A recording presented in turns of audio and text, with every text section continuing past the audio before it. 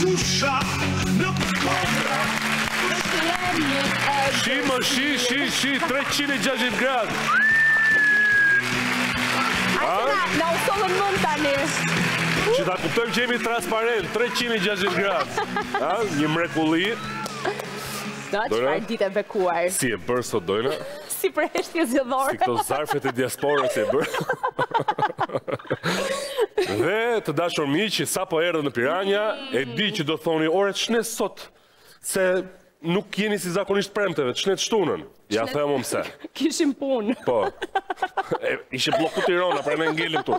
Pas ka që kash muaj, plot me premtime, broshura, poster, mitingje, karrige, dron, pami me dron, pami pa dron, e tjerë me radhë. Sallat ruse. Po, pritjes, jeri fundi. Po. Më në fund, dita e votimeve erdhi mes nesh. Ditë votimesh më. Si mora? Unë kisha për papën më, që u zgjodh papa. Papa, si fjeruar i shkretin. E gjetëm kështu, kush mi brishti me i vogli, atë marrë. Hajtë se ndrojmë vitin tjetër. Ky se mban presionin, marrën punë shpejt. Apo si ishte dhe Amerikan, dhe tani mori kuptim ajo kënga. Papa l'americano, pim, pim, pim. Por jo, bëjmë shaka. Jo. Nuk do flasim për të, do flasim për ditën e madhe të heshtjes zgjedhore. Si do flasim? Do flasim. Është se siç e quan gjyshja e një miku ton, sus zgjedhor. Më lerni të qaj!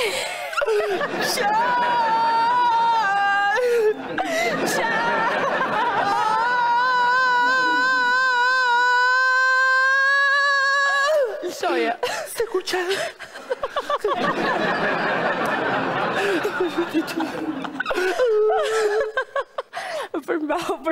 Përblidhu, se dhe unë me thënë drejtën Florë, me zi e kam pritur të ditë, ditën e heshtjes zgjedhore, se më në fund do na bien veshët rahat.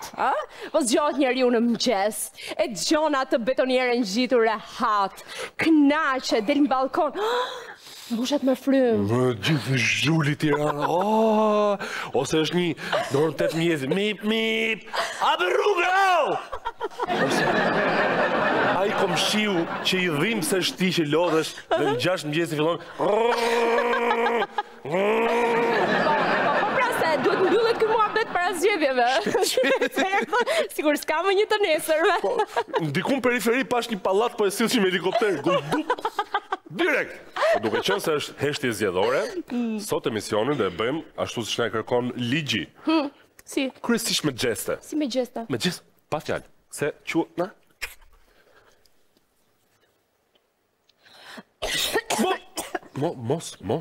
Mos u kollice hëngrëm gjobën. Merti nga shpirti më. Po le më qatë vjen nga shpirti se na vjen nga këqëzëja gjoba. Se ti thua unë thjesht pata koll. Po ata thonë, jo, se koalicion. Jo. Po? Jo, po më tani më falë. Si ta bëjmë ne, qa kuptimi ka? Tani, të shpjegojmë. Këtë fundjavë ka gjëra tjera plot për të folur. Dakor, shumë mirë. Fillojmë. Fanella të rozë, që është... Do na vën gjobë, më. Jenë të rezi. Po flasë për fanellën rozë që vesh ai, që di shumë mirë se... Po flasë për fanellat të rozë të Gjiro d'Italis. Garës më të famshme në botë, që dje nisi edicionin e 2025 nga qyteti Durrësit dhe për herë të parë në historinë e saj do bëhet në Shqipëri. Më pas do ketë 2 etapa tjera, Tiranë dhe Vlorë. Pra, kemi 2 gara në të njëjtën fundjavë. Pra, nga njëra anë kemi Gjiron e...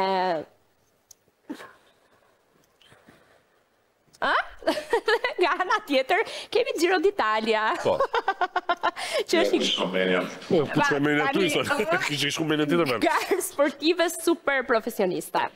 Tani, sigur mos mungonin peripecit të ditës votimit, tani duhet bëjmë dhe kujdes nga ciklistët që zbresin rrugën e Elbasanit me 180 km/h. Po, jo, mos është që njeri me vdek, mos u bëjmë reja. Kush thami? Do e njerëz ishu prit, ikip. I parruar qoftë vota e ti. Jo. Dhe kësha unë për ty. Ti qetësojmë pak njerëzit, ose është rëndësishme. Mos kini frikë kur të dëgjoni krisma. Jo, nuk ka lidhje. Nuk është në një gjë që ka lidhje me këtë periudhën zgjedhore. Jo, është thjesht një komandare e shpuar e ndoj bicikletë. Pastaj, edhe po mësojmë ne me këto. Na bllokojnë për Gjiro d'Italia, na bllokojnë për samitin. E di ç'keni? Mos dilni fare gjithë vitin. Rrini aty. Si në pandemi. Por Tani unë një pyetje kam dojna. Po ti Se ju femrat intuita, jepi. Pse duhet vinte Giro d'Italia pikërisht këto 3 ditët e fundit që janë zgjedhjet? Premte shumë diel. Po rastësi. Jo, nuk është rastësi, unë e di. Pse?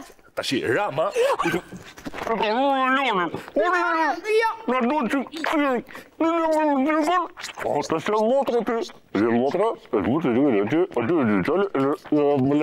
lër dojna, le ta marr gjobën. Një sekond, regjia ju lutem, you cut this, e prem këtë. Jo. Cut this, po le ta them unë tash. I thot Rama Melonit, buk skemi, po cirk si t'ja bëjmë, ta sjell motra te la Porta la Sorrella ty mriau. Një Giro d'Italian dhe mundësisht premte shumë djelë që mos dali një as protestoj, as të votoj. Kutit janë mush plot, edhe vetëm numërohen votat. Unë po distancohem edhe fizikisht. Jo. Që hangra më duket. Jo, po s'kam, s'merrem unë fare. Unë isha rastësisht unë njerë. Më duket se do punoj gjithë jetën për KQZ tash. Që të paguaj lekë të gjobës. Unë rastësisht këtu, jo të lutem, distancohem. Dajmë bashkë Lali? Jo, që më kam unë njerë. Për vite që njifemi. Thjesht u blokuan rrugët, më zuri këtu, isha këtu, thash po futem njërë në sken, po të takojt, a ne mbaj përgjegjësi, Flor. Me 3 turne ja dal. E ke gjobën e ke me breza. Me breza? Jo, nuk e ke me turne. 3 turne me breza. Okej. Unë them se je akoma me një këmbuz greminës, unë them ndrojmë tem. Do flasim tani për një moment kundërmues. Është pjesa e programit më kundërmuese, e sjell tek ju nga ai që ka kthyer kërkimin e plerave në mision jete. Keni problem me mbetjet në zonën tuaj? As mos u lodhni me bashkim. Jo, merrni direkt në telefon Freardin ton, Freardëristën. Madje legjenda thot që nëse shkon në një pirg plerash dhe përmend emrin e tij 3 herë, ai shfaqet aty. Po. Si Gjindi. Në një shishe e hedhur aty dhe të fillon ta dëgjon hallin. Fërkoje shishen birë. Ndjekim këtë herë në Cep të vendit e ka quar gjuetia e plerave piranjën ton Freardërista.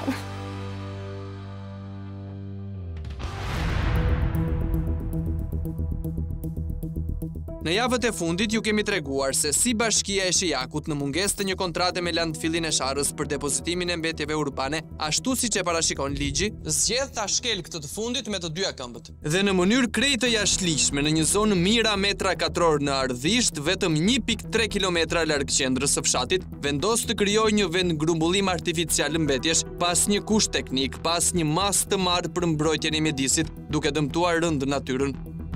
Ju treguam se si aty vijej në punë eskavatori i bashkisë për të hapur gropa me qëllim mbushjen e tyre me mbetje, apo se si punonjës të firmës AMR, e kontraktuar me miliona euro për pastrimin e qytetit, bëjnë pazar për grumbullimin e mbetjeve të palëve të treta, dhe këtë zonë e përdornin si vend depozitim pa kur far droje. Po mirë, sa dojtë? 100 e ke rrugët, po. Minimumit. Të gjitha këto fakte ja vendosën përpara kryetarit të Bashkisë së Shijakut, Elton Arbana, i cili na gënjeu ditën për diell duke mohuar çdo gjë. Bashkia e Shijakut, bashkë me bashkitë e tjera që janë në qarkun e Durrësit, shkojnë në Landfillin e Sharrës, se e keni çad në tender. Kjo nuk është në fshatin Ardhisht. Ku skavator? Atëherë nuk ka video, nuk ka skavator aty. Dhe si të mos mjaftonte mohimi sy në sy i fakteve dhe argumenteve, na bëri ne fajtor për një grumbull plerash pranë godinës tij. Është e turshme sinqerisht që të merrni kamionçin dhe ta hidhni atje. Unë? Të lutem. Kush ta hidhni? Ato që ju kanë sjell këtu për të bërë denoncimin. Për këtë grumbull mbeturinash në parkingun e bashkisë, në pak sekonda zoti Arbana gjeti disa kriminal të mundshëm që mund ta kishin kryer krimin. Ajsa dhe vetë konspiracionistët më të guximshëm do ta kishin zili. Por megjithatë, në fund të bisedës me ne, kryetari u dorëzua ndaj fakteve dhe argumenteve. Dakor, do ta verifikon. Nëse është kështu. Dakor. Do merrni masa?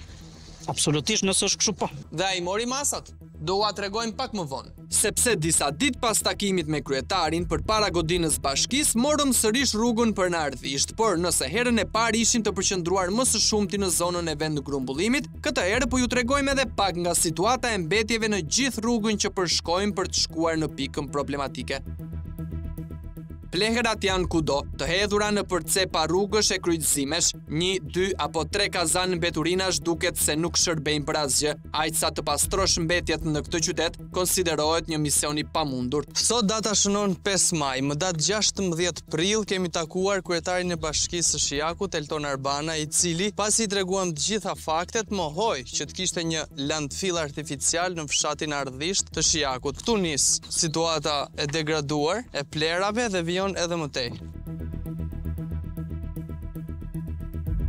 Më pak se 3 javë nga ardhja këtu dhe nga takimi me kryetarin e bashkisë, ja plerat, uji i cili shërben edhe për tokat bujqësore pranë zonës. Kjo është situata. Dhe këto janë masat që do të merrte kryetari i bashkisë.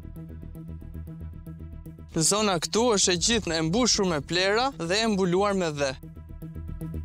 Shikoni çfarë ndodhi dhe çfarë krimi mjedisor është bërë në këtë zonë. Dhe këtu është situatë më e rënduar. Siç duket, i sjellin drejt fundit. Këto janë masat që ka marrë kryetari i Bashkisë së Shijakut. Ndërkohë që mbeturinat e të gjitha llojeve janë hedhur në rezervatet e krijuara nga uji i liçenit Ardhishtës, ujë që u shërben fshatarëve për tokat e tyre, produktet e të cilave mund të përfundojnë në tavolinën e gjithë secilit prej nesh. Dhe përpara se zoti Arbana të na jap një përgjigje shtëruese për këtë masakër mjedisore dhe neglizhencë nga ana e tij, ju rikujtojmë pak se çfarë transmetuam në episodin e 2 të vëzhgimit ton për mbetjet e Shijakut. Pranë mbi kalimit të Katund Sukthit, në jo më shumë se 1 kilometër rrugë, nuk mund të mos shohësh këto pamje, 3 pika që shërbejnë si vend grumbullim mbeturinash për banorët e zonës, por që kanë dalë jashtë kontrollit. 2 javë më parë, më datë 21 prill, ishim këtu poshtë mbi kalimit të Katund Sukthit, ku situata e mbeturinave ishte skandaloze. Dhe siç e shikojmë, bashkisi ka mjaftuar në këto 2 javë që të pastrojë vetëm këtë pjesën këtu dhe pjesën tjetër e ka lënë. Siç duket edhe në pikën e dytë, këtu ku ishim po 2 javë më parë, nuk dim të themi se çfarë është pastruar. Nga pamjet, duket që vetëm kjo pjesë këtu është pastruar dhe kjo pjesa vazhdon po njësoj. E njëjta situatë edhe në pikën 3, që kemi denoncuar 2 javë më parë, nuk kuptohet se çfarë ka pastruar bashkia. Edhe këtu e njëjta situatë. Është pastruar vetëm kjo pjesë këtu. Me sa duket atë kur bë ka punë Bashkia e Shijakut i bë ka për gjysmë. Dhe nëse mendoni se kjo situatë e mbeturinave është vetëm kaq, e izoluar në disa rrugë të qytetit, e keni gabim. Data shënon 5 maj, është ditë e hënë, ndodhemi në varrezat e reja të fshatit Pjesës në Shijak. Shikoni sa pranë janë varrezat. Ju treguam një pamje të varrezave në fshatin Pjesës. Tu jemi në varrezat e fshatit Xhavzotaj. Dhe kjo është situata. Nga gjithë pamjet që ju kemi treguar dukshëm, Bashkia e Shijakut dhe personat kompetent për të mbajtur pastër qytetit, me sa duket nuk pas kanë respekt për qytetarët, për njerëzit e gjallë, por nuk pas kanë respekt as për njerëzit që kanë ndruar jetë. Nuk dim cili është problemi në qytetin e Shijakut, firma kontraktuese AMR merr parat dhe nuk bën punën, apo kryetari i Bashkisë Shijakut ka çelur një fond, një tender dhe nuk bën pagesën? Sidoqoftë, banorëve të Shijakut pak ju interesojnë burokracitë. Ata duan qytet pastër dhe kryetari Arbana u zotua për këtë gjë. A e mbajti fjalën? Më mirë ta pyesim vetë. Mendova që na duhesh një takim i dytë. Mbas Po mirë, s'ka filluar ende mitingu në orën 11:00. Keni ardhur për mbështetje? ka marrë për prezencë, po mbas takimit sot. Kemi bërë një takim të parë bashkë dhe na premtuat që do merrni masa për landfillin që keni krijuar në Ardhisht. E verifikuat dhe a keni marrë masa? Sepse ne ishim dje dhe ishte prapë një situatë. Po gënjena. Po ishim dje, prapë do i transmetojmë, kështu gënjyem dhe herën e parë. Sjena. Mirë. Kryetari, pat pamjet herën e parë? Transmetuam, a gënjyem? A i verifikuat? Të lutem a kuptoni që A morët masë? Pas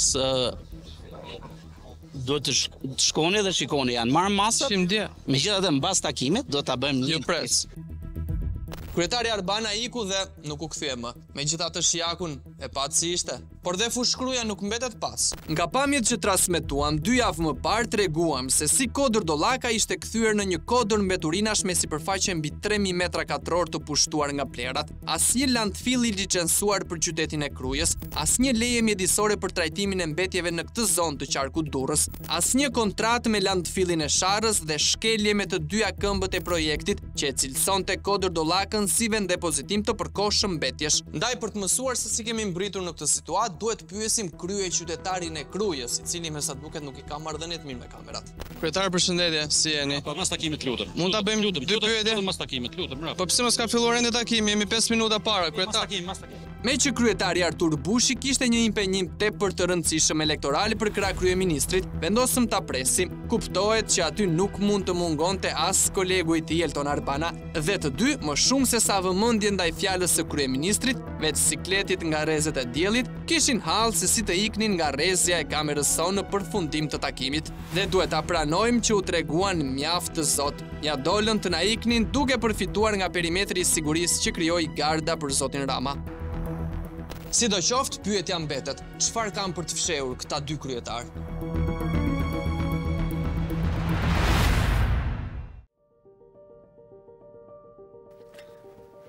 Sot nuk dua t'ju flas për politikë, as për probleme sociale, se ato gjithmonë çojnë tek politika. Sot do ju flas për bimët, lulet.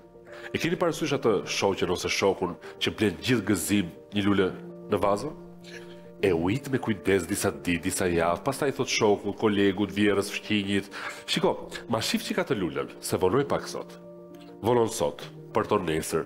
Ka lën një kafe pas nesër, kështu që kur pas disa muajsh, ose disa vitesh, del në balkon dhe lulja është tharë. Demokracia. Demokracia është një vazo që disa shqiptar luftuan edhe me gjak për ta pasur në 90-ën. Disa të tjerë kur lindën e gjithën gati në balkon, dhe ka për shumë që ne besojmë se vazon e demokracisë duhet ta ujisi dikush tjetër dhe flën të gjithë të qetë. Disa madje nuk dalin fare në balkon, por presin që demokracinë t'ua tregojmë në televizor. Ja, shikoni sa bukur po ujisim. Ja, sa e madhe është bërë demokracia jonë. Shikoni çfarë gjethesh të mëdha, lyje çik mirë këtë jeshile se nuk duke. Shikoni çfarë gjethesh të mëdha ka demokracia jonë. Dhe të gjitha vlerësimet ndërkombëtare, fatkeqësisht, demokracia jonë nuk ekziston. Është demokraci jo funksionale.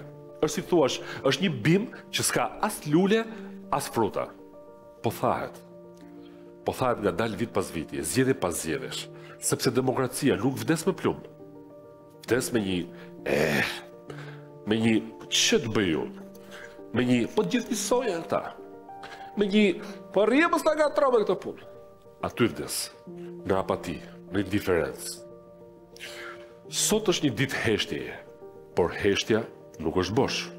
Heshtja është momenti para se të bjerë gongu, frymëmarrja para klithmës, qetësia përpara se të vendosesh do rish ulur me celular apo do dalësh ti në balkon. Shiko, s'po përmendim emra, s'po akuzoj njeri, s'po flasim as për politikë, por ti e di shumë mirë se kush po e than lulën e demokracisë.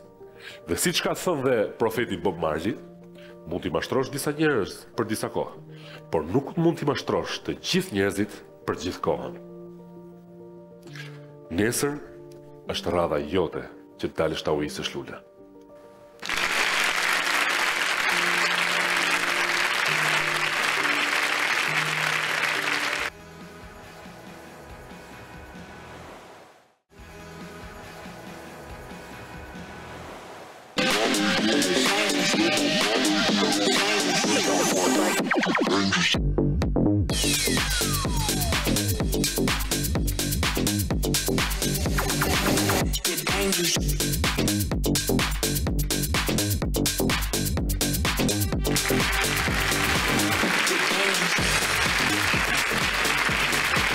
Për rezervine e shkruani në DM. Energji. Dhe rritem në këtë pjesë të dytë të Piranjat Show. Dhe shkojmë direkt, dojna në... Po sa erdhëm? Sa nuk pret do të koha se e mbloku rrugë. Do shkojmë në qytetin e Shkodrës. Ku së fundmi ka nisur punimet për shndërrimin e hyrjes së qytetit në një projekt që parashikon në rrugë me 4 kosi, katrolla që kalojnë kështu parqe, bicikleta panoramike, nuk di domoshta. Fantastike. Bravo, po. Siç e do tradita në Shkodër, projektet e reja nuk realizohen dot pa ndonjë flim. Si në për legjenda. Me hyrjen e re të qytetit flijohet dhe cilësia e jetës së një komuniteti të tërë, për të mos përmendur faktin që punimet po bëhen pa leje. Po që du më leje më të? Si që do? Po që është këtë budallik që du të me morë leje? Unë se kuptoj. Ti, merë leje vete state kur shkon bën diçka për shumë shopping? Po unë jap llogari vetëm vetes time. Fare moj dënë, ligje harxojnë letra, harxojnë stilolapsa. A bëhet për të mirë natyrës Po thua? tjetër nuk kursejmë gati 700 lekë vjetra, nuk jam pak. Edhe pem. Po qa thua? Po pse, për këto gjëra do harxojnë? Po vula, sa bëj harxon vula? Po. Stop, se e di unë, vazhdonte. Okej. Prandaj them as mos ti përmendim, as ata mos ti përdorin. Pra. Pastaj, prezantimi 3D mjafton. Po, mjafton. Aq, është ajo ideja. Bukur fare. Vazhdo merr një lentes madhuse, na arrin ti shohësh gjithë detajet. Fantastik. Ishe mirë. Piranja Matilda Prendi na sjell më të rejat nga qyteti i Shkodrës, ku rruga drejt progresit nuk vjen pa dhimbje koke. Qa flet? Isha mirë? Jemi mirë.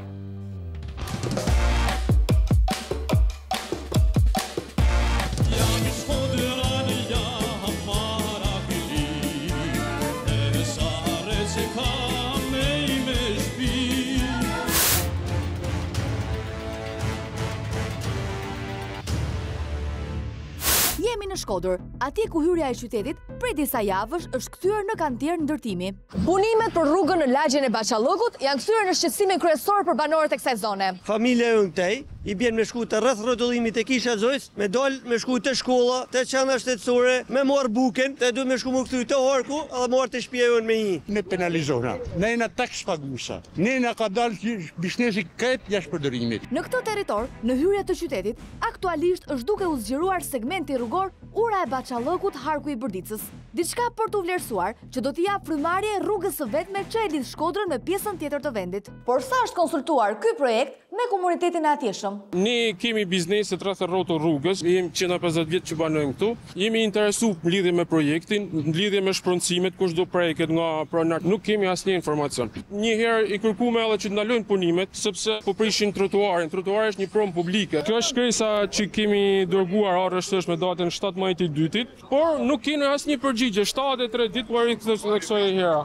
Po kështu i kemi dërguar edhe bashkisë Shkodër dhe bashkia kalon topin nga ARSH-ja. Merren me ARSH, ai është investitori. Bashkia harron se ajo është përgjegjëse për jetën edhe banesat e qytetarëve. Pana si përgjegjësia. E ka largu çdo përgjegjësi. Dhe jo vetëm kaq, por nuk ka bërë asnjë dëgjes publike duke thyer ligjin për njoftimin publik, që detyron transparencën, konsultimin dhe pjesëmarrjen publike në procesin e vendimarrjes. As në fazën e parë të projektimit, as në fazën e zbatimit nuk ka shparaqit askush. Edhe pse ne ja kena kërkuar vetë të shkresa jonë që po vim ne edhe të interesohena për këtë projektin, ato nuk e kanë bëhuar një zërm. Duhet të jetë një arsye mallore sepse një shkresë është për të thyer përgjigje. Nuk mund ta dim nga se ka ardhur kjo heshtje e bashkisë, por ajo që është e sigurt ka të bëjë me prishjen e interesave të një lagjeje të qytetit. Tani le të sqarojmë pak pse i dëmton banorët e zonës ky projekt. Kemi një zgjerim të dy anëve të rrugës, por në mes të rrugës do kemi një trafik ndarse. Një krah janë gjitha shërbimet që ofrohen, shkolla, xhamia, lokalet, janë dyqanet, marketet. Ndërsa krahu tjetër janë qytetarë, shtëpia e kështu me radhë. Frekuentohet disa herë si nga fëmijët që shkojnë në shkollë, si nga pleqë që shkojnë për të li buken, për të shkuar te marketi kështu me radhë. Trafik ndarësja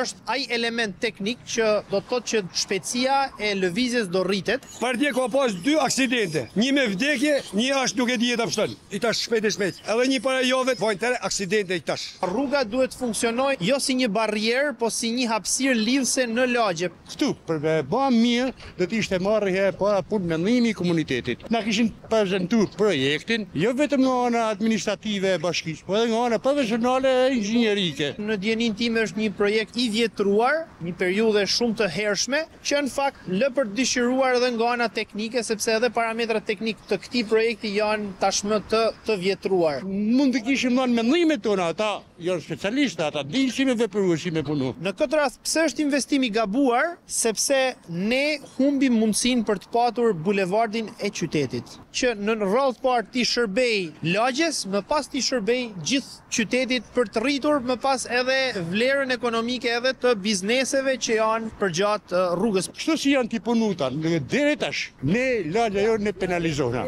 Nëse për banorët e Baçallëkut ky projekt nuk sjell asnjë dobi, Bashkia Shkodër duket se e mendon krejt ndryshe këtë investim që kushton 10 milion euro. Qëllimi i këtij projektit është të japi një frymëmarrje trafikut hyrës dhe daljes në qytetit e Shkodrës. Po përtej kostove që nga shifra nuk duken aq modeste, a do të zgjidhë diçka ky projekt? Investimet të tilla nuk zgjidhin as problemin e trafikut, në fakt e shtojnë. Pse e shtojnë? Sepse bëjnë një trafik të rënduar edhe në komplet aksesin e lagjes, pra nëse një banor i lagjes duhet të lëviz me makinë nga njëra anë e rrugës në anën tjetër të rrugës, duhet shkoj dhe të bëj qarkoren sepse nuk ka hapësirë ku mund të lëviz në dy anët e rrugës në mënyrë direkte. Ka edhe një pikë tjetër shumë të rëndësishme, këtu nuk plotësojmë elementet e sigurisë rrugore, pse ne shikojmë që gjitha daljet janë dalje 90 gradëshe. Në këtë rast, dalje të tilla me shpejtësi të tilla në korsinë aktive mund të rezultojnë fatale. Nuk është një zgjidhje teknike që mund të aplikohet në një hyrje qyteti. Kjo është rruga ekzistuese. Pra, kemi rretullimin që është tek kisha e Zojs, tu kemi harkun e Bërdicës. Kjo është distanca që do bëhet projekti. Sugjerimi sipas projektit është i tillë. Këto dy skajet mos bëhen ndryshime, pra të mesin të njëjtat, edhe të zgjerohet rruga këtu në mes. Atëherë, gjithkush e kupton se fluksi i trafikut nuk do ndryshojnë. Brenda kësaj gryke do kalojnë aq makina sa kanë kaluar përpara. Nëse ne do shkpusim, do hekum vështirësitë, këtu do volumi i kalimit do të jetë më i madh. Theksojmë edhe herë që projekti ka nevojë për shërtim të thellë, sepse problematika zgjidhet vetëm në këtë formë, duke zgjidhur dynyjet e rrugës. Me sa duket, ky demonstrim i thjesht i këtij banori, i kuptueshëm nga kushdo, nuk është marrë as pak parasysh nga autoriteti kontraktor ARSH. Por si mund të bëhej funksional ky projekt? Një zgjidhje mund të ishte shtimi i disa korsirave të hapësirave gjelbra për të ulur në këtë mënyrë edhe shpejtësinë e lëvizjes me automjete, por edhe për t'i dhënë mundësi banorëve që të lëvizin me mënyra tjera të lëvizjes drejt qytetit apo jashtë qytetit, po edhe për të pasur akses direkt në dy anët e rrugës. Kjo mund të ishte një zgjidhje e zbutur. Nuk e kemi këtë vetëm për faktin që nuk kemi konsultime publike. Që siç e theksuam, nuk u bën asnjëherë, duke shmangur kështu zërin e qytetarëve. Por Baçallëku ka edhe një problematik tjetër të mpret që e shoqëron lagjen që në themelimin e saj. Përmbytjet. Kanë qysh 2011 që a qu rruga këtu, 8 centim. Në qofse lagja këtena, ka ardhu i, se ne na ka ardhu i shpesh, ka ardhu 20 centim. Tash vjen 1,20 metër, deri tu vjen uji. Tu bllokohet, tu bëhet rezervat, kjo lagje rezervat. Shivona, unë shtëpi teme sa vjen uji. Kur ka ndodhur kjo? Jo, tashmë për vjet. Shive ça ban uji tena, këtë kohën ton. Shive. Komplet kohë do, na mbyt këtë, që. Unë në për shtëpi. Ton divana, mobile, gjana, ç'a dëni ju? Vetëm për ti kohë të që na kanë bë. 1 metër sa arrit. Ton në për shtëpi tonë është kjo. Dhe në këtë rast rruga do shërbej si pengesë dhe për përmytje më ekstreme në këtë rast në zonën që është afër bregut të lumit Drin. Ky aspekt nuk është marrë parasysh fare nga projekti që po zbatohet aktualisht. Ndërsa flasim me banorët, problemet dalin njëri pas tjetrit. Shërbimi urban, që është i vetmi shërbim urban zonën e Veriut. Këtu nuk ka parashikim projektit, se këtu s'ka me pas stacion hiç më. Se si, duhen mi zgjidh në Zdina hiç. Ka mbi 40 vite që nuk është investuar tek rrjeti i kanaleve të zeza, ujnave të zeza dhe kanaleve ujnave të bardha. Që po të shtohet edhe ky problemi, kjo lagje bëhet totalisht e panushme. Do kthehet në një gërmall vetëm për të kaluar makina. Këto që prezantuam ishin vetëm një pjesë e problematikave dhe shqetësimeve të banorëve të zonës dhe bizneseve.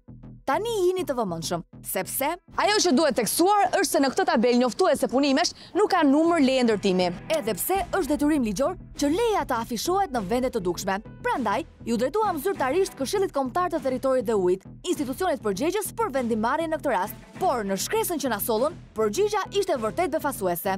Sipas Këshillit Kombëtar të Territorit dhe Ujit, autoriteti rrugor shqiptar, porositësi këtyre punimeve nuk ka aplikuar për leje. Pra, shkurt e qartë, ky institucion është duke kryer punime të palishme. Dhe nuk e di pse vazhdohet në këtë mënyrë. Ky është një rast flagrant që kemi një investim publik i cili është pa leje. Kjo rrugë ndërtim pa leje që po kryhet nga vetë shteti na kujton dhjetra raste kur për një dritare, mur apo një çati, qytetarët janë ndikur penalisht. Por siç e thonë në Shkodër, i bjen me padit djalin të baba. Bashkia në këtë rast është ajo që mbron interesin publik, pra interesin e banorëve të saj. Ajo duhet interesohet e ARSH-ja dhe e gjithë kjo duhet shkojë dhe të konkretizohet me një mundësi për marrjen e lejes ndërtimit në Këshillin Kombëtar të Territorit dhe të Ujrave. Bashkia e Shkodrës mund të kërkojë të lajduar në kjo palishmëri me pretekstin që punimet po kryhen nga ARSH, duke harruar se ajo është institucioni përgjegjës për territorin e saj. Përshëndetje, si jeni? Zoti Piro, unë jam Matilda, gazetare nga emisioni Piranjat. Si ka mundësi që bën punime pa leje në lagjen e Bachallëkut dhe ju si bashki nuk merrni asnjë mas? Shta jam pa leje. Pse ka marrë përgjigje nga KKT-ja që thotë që nuk ka leje? Po e kam ligë, në sa di unë Arësheja ka me ligë në ato që i ka pronë të vetat. Në të vërtet, drejtori është disi pasakt, për të mos thënë shumë. Sepse në vendimin 408 të vitit 2015 për rregulloren e zhvillimit të territorit, neni 19.n thuhet qartë se Këshilli Kombëtar i Territorit dhe Ujit është përgjegjës për pjesët përbërëse të rrjeteve apo sistemeve të infrastrukturave kombëtare, ku përfshihet edhe kjo rrugë. E kam ligjin këtu nëse doni mund të ulemi, do të marrë leje nga KKT-ja dhe nuk ka marrë. Po atëherë do vërin të pyesi ta Arësheja. Po ju si autoritet kompetent për këtë territor, mendoj që e keni një përgjigje dhe e dini çfarë ndodh. Lejoni punimet pa ligjshme? Po unë s'jam tek arsimit të unë jam urbanistika. Po sigurisht, po si bashki. Sektori i lejeve. Po ju mos lejon. Si person përgjegjës në bashki. Duhet ta dini që janë punime pa leje dhe duhet merrni ndonjë mas apo jo? Jo, nuk e di, por nuk di për leje. Zotrin, ju nuk dini çfarë punimesh pa leje bën në territorin tuaj? Nuk jam marrur me atë punë. Po mirë, pra, po ju jeni personi përgjegjës, kështu që informacionin duhet ta keni, duhet ta delegoni te autoritetet përkatëse.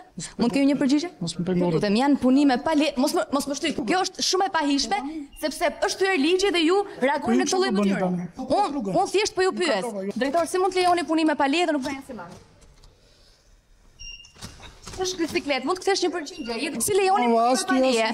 A ka ardhur ndonjë leje për të zbardhur këtu në territorin tuaj? Dhe ju si drejtor, pse nuk merrni asnjë mas? Të lutem. Je duke më dënuar, të lutem. Janë punime të paligjshme, drejtor.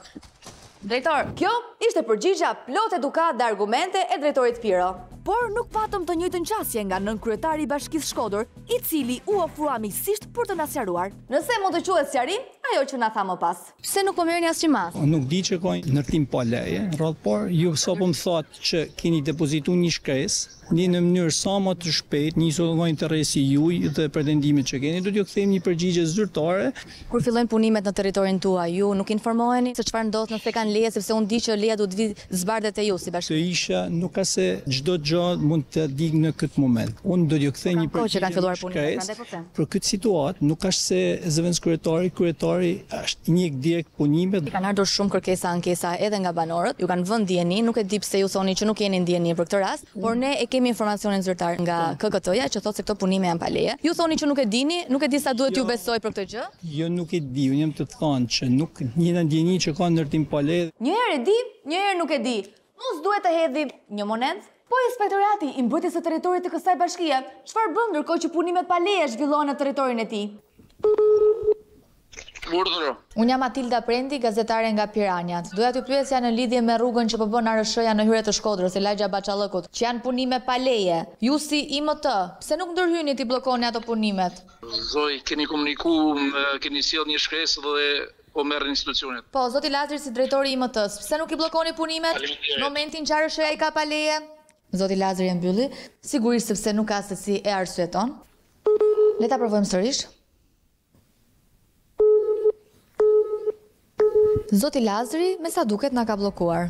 Sidoqoftë, përgjigjen e drejtorit e dim fare mirë. Asgjë nuk ka bërë dhe nuk po bën me një ndërtim pa leje krah të cilit kalon çdo herë. Dhe ky është përdorim detyre për të cilin mund të përgjigjet një ditë. Por ka edhe një institucion tjetër përgjegjës të kësaj paligjshmërie, i fundit për nga radha, por më i rëndësishmi, Autoriteti Rrugor Shqiptar. Zoti Zhyli, si kaluat? Unë jam Matilda Prendi, gazetare nga emisioni Piranjat, doja t'ju pyesja në lidhje me punimet pa leje që po bëni te rruga në hyrje të Shkodrës te lagja e Bachallëkut. Si është mundur që nuk keni marrë leje? Faleminderit. Në këtë moment tani. Zoti Gjyli, pse? Mund të kemi një përgjigje sepse keni thyer ligjin dhe kjo shkon dhe për ndjekje penale, zoti Gjyli. Le të shkojë. Po pse nuk keni marrë leje te KKT-ja? Çfarë problemi keni që nuk keni marrë leje? Kush përfiton më shumë nga ky projekt nëse nuk përfitojnë banorët e zonës? Zoti Gjyli, të lutem. Mund të kemi një përgjigje? Mirë, në rregull, a mund të kemi një përgjigje? Do ta keni zyrtarisht. Në rregull, po pse nuk keni marrë leje siç u takon sipas ligjit? Kaq duam të kuptojmë. Më duket se keni tendencën për të pasur të njëjtin fat me paraardhësin tuaj. Zoti Gjyli, keni thyer ligjin. Drejtori është fushat dhe duket që nuk ka asnjë përgjigje për mungesën e lejes. Ndërkohë që punimet në ndërtimin e paligjshëm të Bachallëkut vazhdojnë me intensitet. Ne nuk jena kundër zhvillimit, nuk jena kundër investimit, nuk jena për të bllokuar qytetarët e tjerë. Ne jemi për një investim konform ligjit, konform rregullave, sepse nuk mund t'i veshësh dikujt një pallë që si bjen. Le të shpresojmë që autoritetet ta rishikojnë urgjentisht këtë projekt të paligjshëm.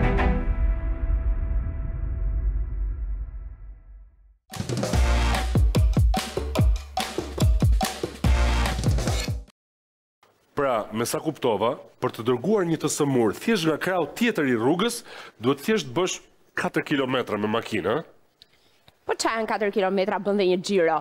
Ndërkohë rikthehet edhe këtë javë saga e dherave dhe inerteve, që siç pam në dy pjesët e para, shkarkohen nëpër landfille ilegale anë mban Tiranës dhe kjo ndodh dhe gjitha pa ju dridhur qerpiku askujt. Po, është qerpik artificial ai, prandaj. Po prandaj. I ka extension qerpik. Por I kanë gjithë me atak. Po, është lloj ngjitsi dhe shumë i mirë. Nuk lëviz gjallë në botë. Jo, e besoj. Të heq dhe të tuat, po të shkush. Nuk ka më të fortë. Madje, ishte një ditë duke zbritur shkallët, rrshkiti këmba, mirë që ishte një komshia ime që u mbajta ka qerpikët. Mirë që si e mbajtur të flokët, sa të janë extension. Aty ngjitësh i dobët po ke qerpikët e?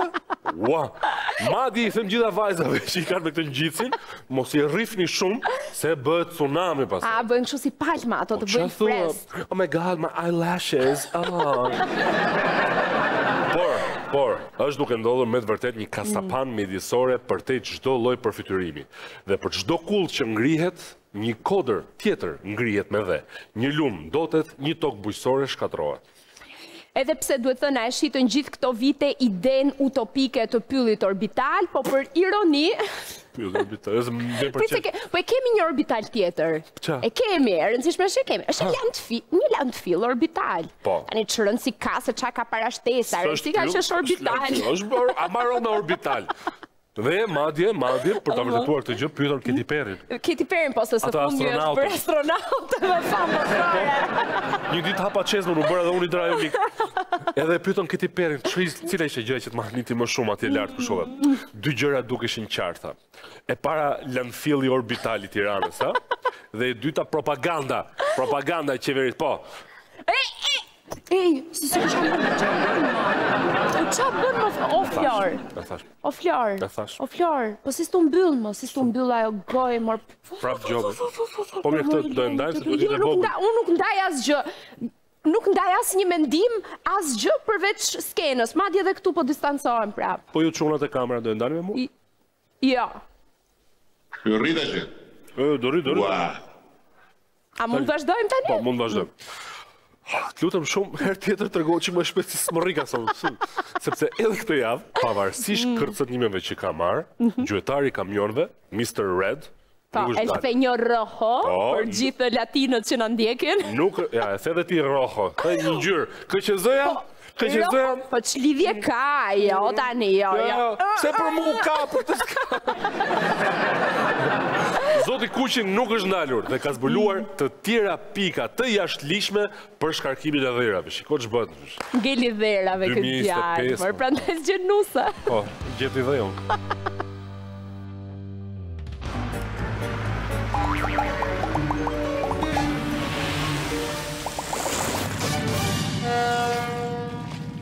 Prej disa javësh jemi angazhuar duke denoncuar krimin mjedisor që po i shkaktohet Tiranës nga firmat e ndërtimit, të cilat në mënyrë të organizuar po hedhin materialet e dala nga gropat e kullave dhe pallateve në ndërtim. Denoncimet e banorëve kësaj radhe na kanë çuar në fark, atje ku në një zonë disi të izoluar, larg syve kurështar, shkarkohen njëri pas tjetrit kamionet e ngarkuar me inerte. Në këtë vend grumbullimit të paligjshëm ka qafër Tiranës, duket se nuk dalet asnjëherë qarkullimi i mjeteve të tonazhit të rënd që vijnë nga kantierët e pallateve. Ndërkohë, jo shumë larg landfillit ilegal të krijuar në mes të gjelbërimit, inertet nuk kanë kursyer as liçenin e farkës, ku përveç ndërtimeve të komplekseve të reja që kanë shkuar deri në breg të tij, inertet kanë nisur të mbushin fushën e Blert, duke shkatruar këtë pasuri të zonës dhe kryeqytetit. Ndërkohë, ne do të zhvendosemi pak në të tjera zona të denoncuara nga banorët në të gjitha periferitë e Tiranës. Situata është ngjashme edhe në Baldushk, të cilin dhe 2 javë më parë e dokumentua me pamje që është kthyer në një landfill. Sa më shumë kërkojmë, aq më shumë vende të reja depozitimi dalin në dritë. Kamionët vijnë nga qendra e Tiranës, të ngarkuar me inerte dhe marrin kthesën për në Baldushk, por të ndarë më pas në vend depozitimet e caktuara. Kjo që po shihni tregon qartë atë që ndërtuesit, të ndihmuar dhe nga heshtja e institucioneve shtetërore, po i bëjnë mjedisit. I gjithë shtrati i lumit Erzen tashmë është tjetërsuar nga inertet, me një dëm të paimagjinueshëm tek flora dhe fauna. Prej 3 javësh tashmë, të gjitha institucionet janë vënë në dieni për këtë krim mjedisor ndaj kryeqytetit që konsumohet ditë dhe natë pa ndërprerje, madje duke ju dhënë faktet në dorë. Zëri Sani, ku shkojnë dera që nxirren nga gropat e pallateve të reja që duhen në Tiranë? Jo aty. Të lutem. Po ja, pra qytetare për kërkon. A ka sot Bashkia e Tiranës një vend të përcaktuar për depozitimin e dherave? Në këto kushte, kur Bashkia e Tiranës, si institucion kryesor përgjegjës, bashkë me drejtoritë nën kompetencat e saj nuk reagon, a nuk duhet të dyshojmë se gjithë kjo është pjesë e një plani të koordinuar me bashkëpunimin e të gjitha palëve? Po policia bashkiake, çfarë duhet të bëjë për të evituar masakrën? Për këtë pyesim drejtoreshën e sapo zgjedhur, Elona Lalaj. Zonja Lalaj, mirëmëngjesi, e Don Kuçi nga Piranjat. Së pari urime për detyrën. Faleminderit. Ka kryer verifikime policia bashkiake për masakrën mjedisore që ndodh në Tiranë nga dhera dhe inertë. Patjetër do të kryen verifikime, do t'u njoftojmë. Ndjen keq, më lë njerëz të njihen me aktet ligjore që janë fuqi, të njihen me strukturën, të njihen me punojësit. Policia bashkiake ka për detyrë që të verifikojë dhe jo vetëm të vendosë gjopa. Patjetër që do verifikojë. Sepse po kryet një masakër mjedisore, po shkatërrohet Tirana, po shkatërrohet hapësira e gjendjes. Patjetër, të falenderoj në ditët në vijim patjetër. Çfarë është kontralisht me patjetër. Se të kemi me fakte, me prova, me dokumente dhe me gjitha. Ditë mbar. Patjetër. Me gjithë këto herë që u tha fjala patjetër, na mbetet vetëm të presim që drejtoresha Lalaj ta marrë seriozisht këtë situatë të paprecedent. Ndërkohë, Inspektoriati Kombëtar i Mbrojtjes së Territorit, i cili 3 javë më parë u zotua të marrë masat, duket se është vënë në lëvizje për këtë që po ndodh në Tiranë. Hapat që do të jenë nxjerrja një urdhri urgjent për ngritjen e grupeve në terren për verifikimin e situatës dhe nisjen e punës pikë së pari për identifikimin e shkaktarëve, e autorëve të këtyre masakrave, krimeve mjedisore. Me njëherë pas kësaj interviste, Inspektoriati Kombëtar i Mbrojtjes së Territorit na ka njoftuar se është ngritur një grup pune për të ndjekur situatën, ndërsa shton se nga verifikimet e kryera, një subjekt është gjobitur me 19.500.000 lekë, ndërsa 3 subjekte të tjera janë në verifikim dhe pritet të merren masat administrative. Kjo gjobë vetme në një situatë alarmante ku çdo ditë dhe natë 10 kamion vazhdojnë të lëvizin në Tiranë është fare pamjaftueshme. Duhet një bashkëpunim serioz mes institucioneve ose ndoshta ngritja në taksforce për t'i dhënë fund palishmërisë. Sepse në një vend normal, pamjet që kemi publikuar për 3 javë me radhë do të alarmonin institucionet dhe do t'i vinin në lëvizje të gjitha strukturat. Zaldajti, Zalbastari, Zalherri, Baldushku, Tufina, Petrela, Farka, Bathorja, Ysberishti dhe Mzezi vazhdojnë edhe sot që flasim të pushtohen nga dhera dhe inertet pa u ndaluar nga askush, edhe pse ne po bëjmë të gjitha përpjekjet për të nxitur institucionet të kryejnë detyrën e tyre. Alo. Si jeni zoti Alushi? Mirë, si kaluat? Mirë, faleminderit. Jam Don Kuçi, gazetar nga Piranjat. Përshëndetje. Ju kam telefonuar në fakt për një problem që kemi 3 javë që e trajtojmë për dhera dhe inertet. Dhe dua të di, policia e shtetit ka informacion për këtë palishmëri? Patjetër që ka dhe ka pasur raste të goditura të proceduara. Ne kemi konstatuar 10 zona të nxehta deri tani, Baldushku, Tufina dhe disa zona të tjera. Nuk mund të kthej përgjigje tani sepse nuk i kam të dokumentacionin përpara. E kuptoj. Një kërkesë me shkrim dhe do merrni të gjitha ato. Keni bashkëpunim me Inspektoratin Kombëtar të Mbrojtjes Territorit? Lutem, bëj një kërkesë sepse do marrësh përgjigje zyrtare me shkrim për gjitha pyetjet. Kamionet kalojnë ditë dhe natë në rrugët e Tiranës. Lutem, bëj një kërkesë lutem sepse do të jap përgjigje brenda afatit që kam i ligj. Drejtori i Policisë së Tiranës shprehu angazhimin për të luftuar këtë palishmëri në bashkëpunim dhe me institucionet përgjegjëse. Por për fat të keq, duket se kemi zgjedhur momentin e gabuar, sepse jemi në fushat dhe institucionet kanë detyra të tjera më të rëndësishme në kërkim të votave, të cilat komandanti duket si vlerëson më shumë se punën.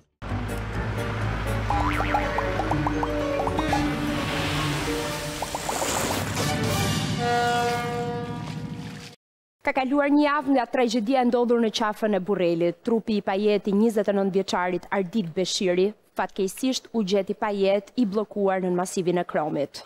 Dhe ndërkohë që në këtë javë të gjithë prisin me ankth, sidomos familja për lajme të mira, një person që duhet ishte në krye të operacioneve nuk ishte aty.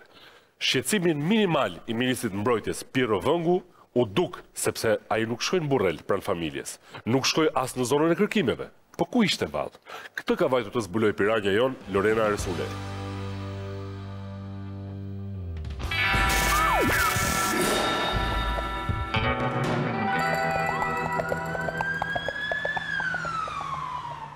Ky është momenti kur pas 7 ditë kërkimesh në qafën e Burrelit, u gjet trupi 29 vjeçarit Ardit Beshiri, i cili u përpik nga një masiv dheu të shtunën e 3 majit.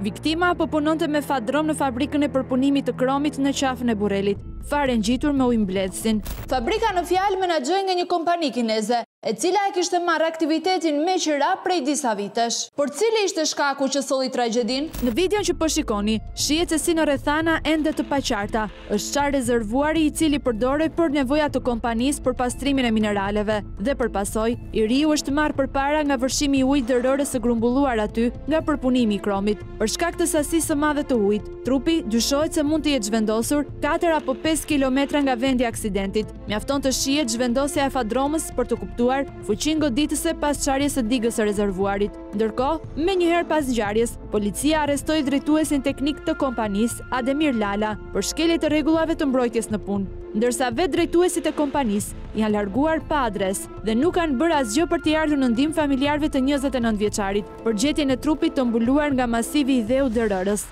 Por përveç se nga kompania private, për gati një javë deri në gjetjen e trupit, familjarët duket se janë lënë vetëm edhe nga strukturat shtetërore. Ka 3 ditë që është ditën e parë, që në orën 1, par dje, e deri më sot që zhvi me vlezë me dashamir të kërku me lopat, nuk ka se mjeti. Babai i riut ka treguar për mediat se në 2 ditët e para në vendngjarje kanë qenë të pranishëm vetëm disa ushtar, të cilët kanë kërkuar në mes të gjithë atij masivi dheu me lopata dore. Pra, të kërkosh në një masiv të madheu me një shtrirje prej 9 kilometrash, me lopata dhe disa ushtar. Ky qenë ka detyrimi i shtetit ndaj qytetarit? Pas 3 ditësh kërkime me mjete rrethanore dhe pasi humbi të gjitha shpresat, babai Nerim Beshiri, mes lotësh i bëri thirrje institucioneve për t'u ardhur në ndihmë me mjete të specializuara për të gjetur trupin e djalit të tij. E bethirë shtetit, nimoni se ka gel baba vllai, ka gjetur ku vllai tjetër.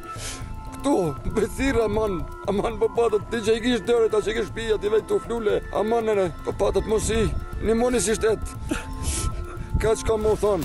Vetëm pas këtyre fjalëve plot dëshpërim, shteti u kujtua dhe i erdhi në ndihmë me mjetet e rënda, 2 eskavator dhe disa pajisje me sensor. Por që këto pajisje identifikojnë vetëm materiale metalike dhe jo trupin e njeriut. Ndaj disa ditë pas ngjarjes, u gjetën mbetjet e eskavatorit, me të cilën punonte viktima. Nga ana tjetër, Ministria e Mbrojtjes, e cila është përgjegjëse në rast të fatkeqësish për aktivizimin e trupave të kërkim shpëtimit, reagoi me një deklarat vetëm 4 ditë pas ngjarjes. Dhe reagimi ishte i mbushur me justifikime se terreni i vështirë dhe shtrirja e gjerë e vendit të ngjarjes e bënte të vështirë kërkimin e trupit të Arditit. Terreni në zonën e prekur mbetet i paqëndrueshëm, çka ka sjellë vështirësi të mëdha në ndërhyrjen me mjete të tjera të rënda, për shkak të rrezikut të rrëshitjeve të mëtejshme. Për këtë arsye, ndërhyrjet po kryen me kujdes ekstrem për të shmangur çdo rrezik shtesë për forcat e angazhuara në operacion, thuhej në deklaratën e Ministrisë së Mbrojtjes. Në ditët në vijim, shtetit shqiptar i erdhën në ndihmë forcat e sigurisë së Kosovës, të cilët morën me vete dhe 2 qendë specializuar për kërkimin e trupave. Por ende pa rezultat. Ndërkohë, 2 ditë më parë, vetëm pak orë përpara gjetjes së trupit, ne ishim prezent në terren për të kuptuar se sa seriozisht ishte marrë kjo situatë nga Ministria e Mbrojtjes si përgjegjësi e operacioneve të kërkim shpëtimit. Ne nuk e di maksimumin, se nuk e njohim maksimumin, me synë e lirë dhe bashkë me ne maksimumi nuk është ta. Ditën e parë, banon djale ku më lënë jo tamam. Po kam për dikon tjetër sa kanë vizitë. Në gjenë punë, në orën 2,+ trupi i ka dhe kam një shok ik për shtëpi. Unë e kuptova në të marrë me teta. Ajo dhe qunin vogël qezë, ne i ka pas përnu. Edhe erdhëm sipër, tu kum gjetë pak njerëz, ambulancë, pak njerëz, policë di vetëm. Kjo është me më bëndin pona me ashtu unë në gjeva force ime, i ka poshtë, kom shku dhe në fund. Për bus bazenit, për bus materialit. Në mes të kësaj tragjedie, babai nuk priti derisa shteti të kujtoi për ndihmë, por e mori vetë rrezikun përsipër për të gjetur djalin. Nesme ka është të Kseni. Nesme ka gjintu. Me pak forca, kanë ashtu shtu forcat. Ato shtu forca, po të shi fillon duke paksu prapë, da kape me rafë, shpesum tek ekskavatorët. Alo? Pas tim qatë nëse me lopatën në këpante kurri. Erdhën të të minjerët. Edhe kështu vullnetarisht, që punojnë për mirë. Punëtorët, po. Kanë mbyllë me njerëzit, kanë pru vullnetarisht. Atë e dinim, edhe pse nuk na vjen aq mirë. Po ata çka kanë pasur vetë? Çka kanë pasur? Ata janë Më të shtruar në Çfarë vendosa? Për të bërë kontrollin tonë? Unë po të isha, unë do të regretu, këtë gjata, unë nuk kishe lënë asnjë person me shku poshtë. Do kishe natë vetëm forca. Ashtu si pas ligjit. Ndryshe nga ç'ndodh tani, pushteti mirë që nuk siguron mjetet e duhura, por nuk zbaton as rregullat për menaxhimin e kësaj situate, duke vënë në rrezik edhe jetën e qytetarëve. Tani, dëgjojeni pak se çfarë thot një efektiv i forcave të ushtrisë tonë. Dhe unë po marr këtu për shembull në 7 mëngjesit. Dhe pres 2 që tam ku të kërkojmë sot. Po pse kush ju thot juve ku do të kërkojmë? Po duhet të gjithë një ekspert pse se ne fillum duke gërmuar për shembull ato projekt fundën kryet. Po. Ta parashikun se ka qenë si punë këtyre dyve ka qenë plot me ujë. Po tjetër ka qenë. Ai tjetri ka qenë më i madh. Ai çka shpërthyer. Çka shpërthyer. Dhe prishin që deshin me hap këtë për na merr të ushtarët përpara. Inxhinieri të fut. Ai s'ka qenë aty. Kjo është problemi. Ky eksperti nga kush duhet vi? Institucion duhet jetë. Po tjetër institucion. Si funksionon Shqipëria, funksionon komplet me pasu tokën. Edhe këtë e dinim, por e thënë nga një përfaqësues i forcave tona të armatosura. Ndoshta do të shkojë në veshat që duhet të dëgjojnë. Sidoqoftë, prisni, sepse kjo është vetëm një pjesë e historisë. Ta kërkoshin domthon vi në gjëra të parritshme, domthon vi ministrit. Kush e kërkon te ministri? Po këto të si me bo sa më problemi. Ata kanë hallën e fushatës tani. Është e parë fushata. Ditën e parë, ditën e dytë që ky thotë se ishte ashtu në diell, për shembull, vetëm ne aksemi kemi janë. Borreli dhe aksemi 20 forcat tona dhe gati 10-12 diçka tjetër të aksemi. Po emergjenca civile faktikisht duhet të angazhohen pavarësisht se çfarë ditë i bie. Ne erdhëm direkt. Ku parashikohet se nuk e dishim fare si është situata, po shem një basen hajt. Po. Jo se ka shku ai masiv. Pra, kujdes. Lutuni shumë që fatkeqësitë në vendin tonë të mos na trokasin në fundjavë, sepse emergjencat civile nuk janë të disponueshme. Sidoqoftë, në diçka duhet të konsiderojmë me fat, sepse kemi vëllezër të mirë për te kufirit. Ishin shqiptarët e Kosovës ata që dha një ndihmë të madhe në këtë mision për gjetjen e trupit të arditit, me qenë dhe mjete të specializuara për të tilla situata. Këto qenë ne vetë nuk i kemi si që sëllën të tatë Kosovës? Doli një butolek për para metrit, ishin shqitë qenë të pakën si klasë qabot për në shtetit tonë. Dhe këte kanë me specializuar, këta qenë për tërmetër, në hasin në hapsira, në hasin ku fomat e çdo gjë, kur ka hapsira në hatje. Se kemi edhe në mburrë qenë, sa u fut në luzë, u trem qeni, kapshim ma qeni, këne një gjysove ka qeni, shkoa të mërë qenë me makinë. Të sytë makina këne në Kosovare, se këta e duhet me majtë makina të shtë. Në posi si për në butoleve. Ha makinën të imon, ta më tha, këtë do vim qenë na, o shok të shumë, kom pas 10 shtanë të shok qeni, po të për qeni të sipër. Bahe më kështu, që ka me shku, po do këtë malë do vete qeni sipër, shkjove me qeni. Ma pa kur zbitëm, a falë nërsta, se si jepë që nësi ka janë këtu. E aty ka në ofendim me fut qeni në mrena, ato makina kemi. Se një tim të mu, pajis. Ti shohi stacja me këtë, që një ka këtu se kërisë.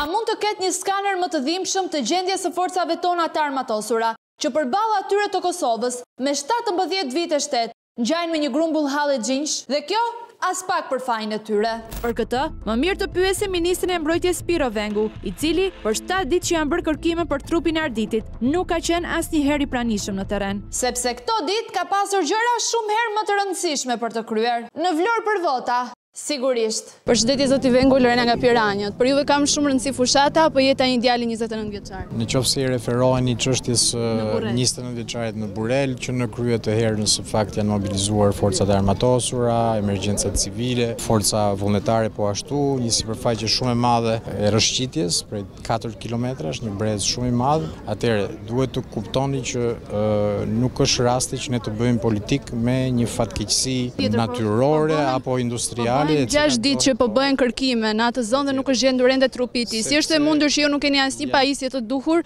për kërkim shpëtimi? Nuk është as pak e vërtet, janë aty të gjitha pajisjet. Cilat pajisje? Ato që identifikojnë metalet dhe jo trupin e njeriut, apo qenë tanë që nuk nxorën dot as veten nga balta? Se kemi edhe ne mburrë qenë. Sa u fut në luzë, u trem qeni, kapshim ma qeni, këne një gjysove ka qeni. E aty ka në ofendim me fut qeni në mrena.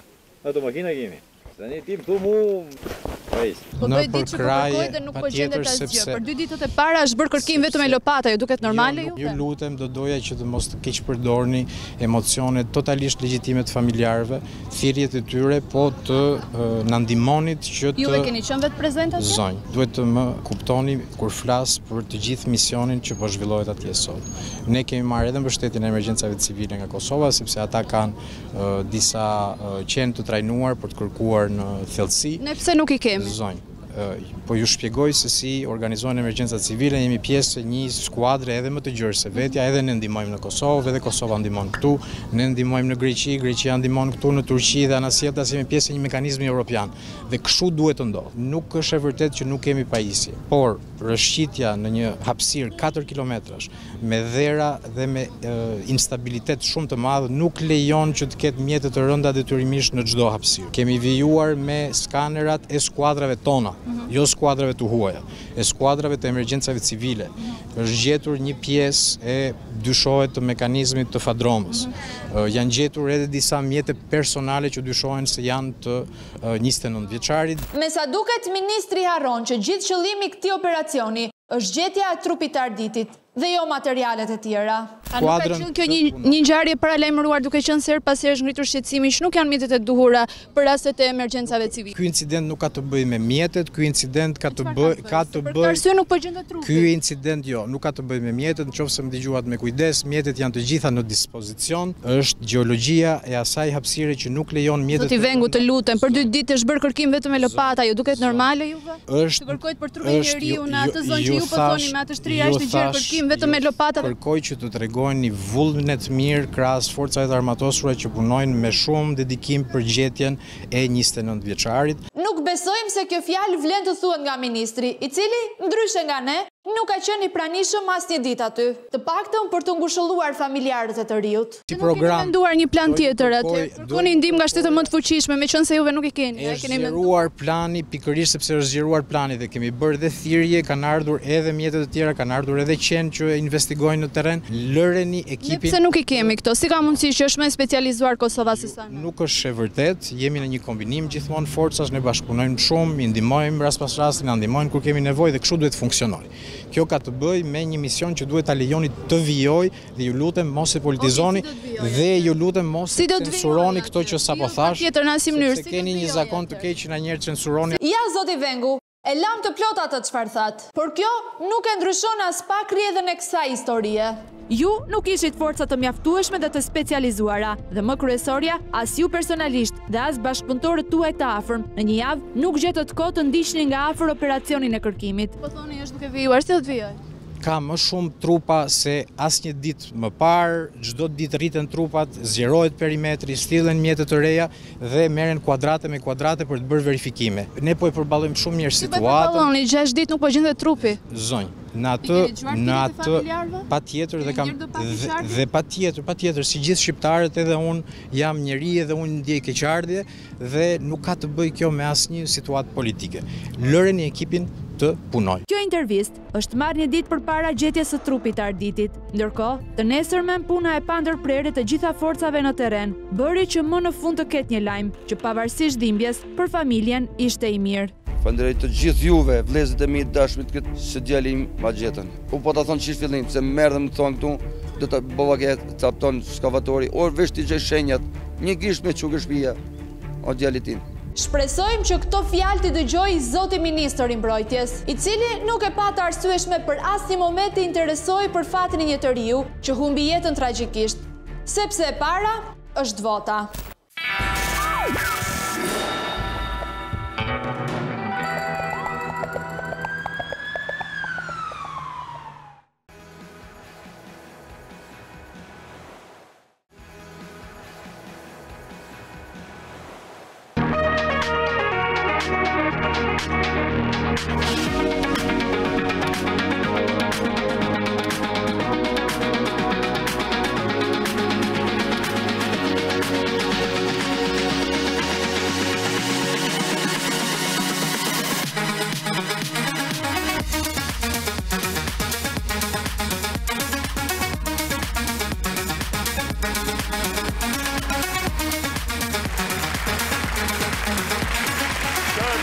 Boa.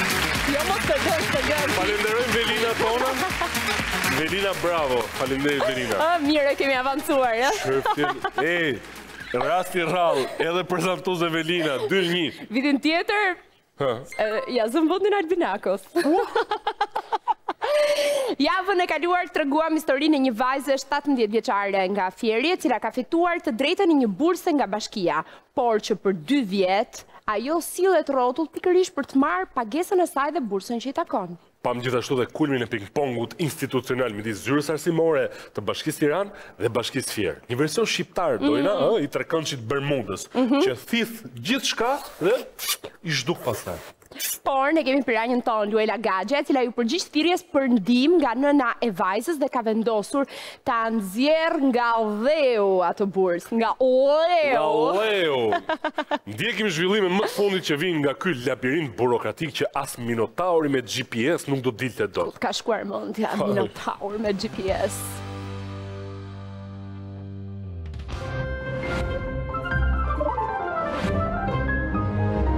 Javën e kaluar, ju njohëm me rastin e një zonje nga Fieri, vajza e së cilës ka dalë përfituese e bursës shkollore me kategorinë fituese prind invalid. Vajzën e kam në shkollë, gjimnazi Besnik Sykja. Kam bërë dokumenta për pritet për punë e bursit të vajzës time. Për ta sqaruar, bursa e shkollës është një pagesë mujore e cila i jepet nxënësve të arsimit 9 vjeçar dhe të mesëm, sipas 3 kategorive, ku merren parasysh karakteri ekonomik, rezultatet e arritura dhe kategoritë jashtë kriterit ekonomik. Mi marr një letër nga shkolla që çupa frekuenton këtë shkollë. E shmarr vendimi që vajza ka fituar bursën. Po prit për lek s'ka, prit për lek s'ka. Për një moment, nëna e vajzës dyshon se ky problem është shkaktuar nga një ngatërres në dokumentacionin e bursës që lidhet me emrin e shkollës. Për vitin 2023, për 2024 jo për fajin tim. E kishin çortë një shkollë tjetër që çupa ime nuk kishte qenë fare tek ajo shkollë. Si shihet në këto dokument, në bazë të vendimit numër 135, datë 21/12/2023 të Këshillit Bashkiak Fier për miratimin e bursave të shtetit për nxënësit që ndjekin programet mësimore pranë shkollave të mesme e profesionale,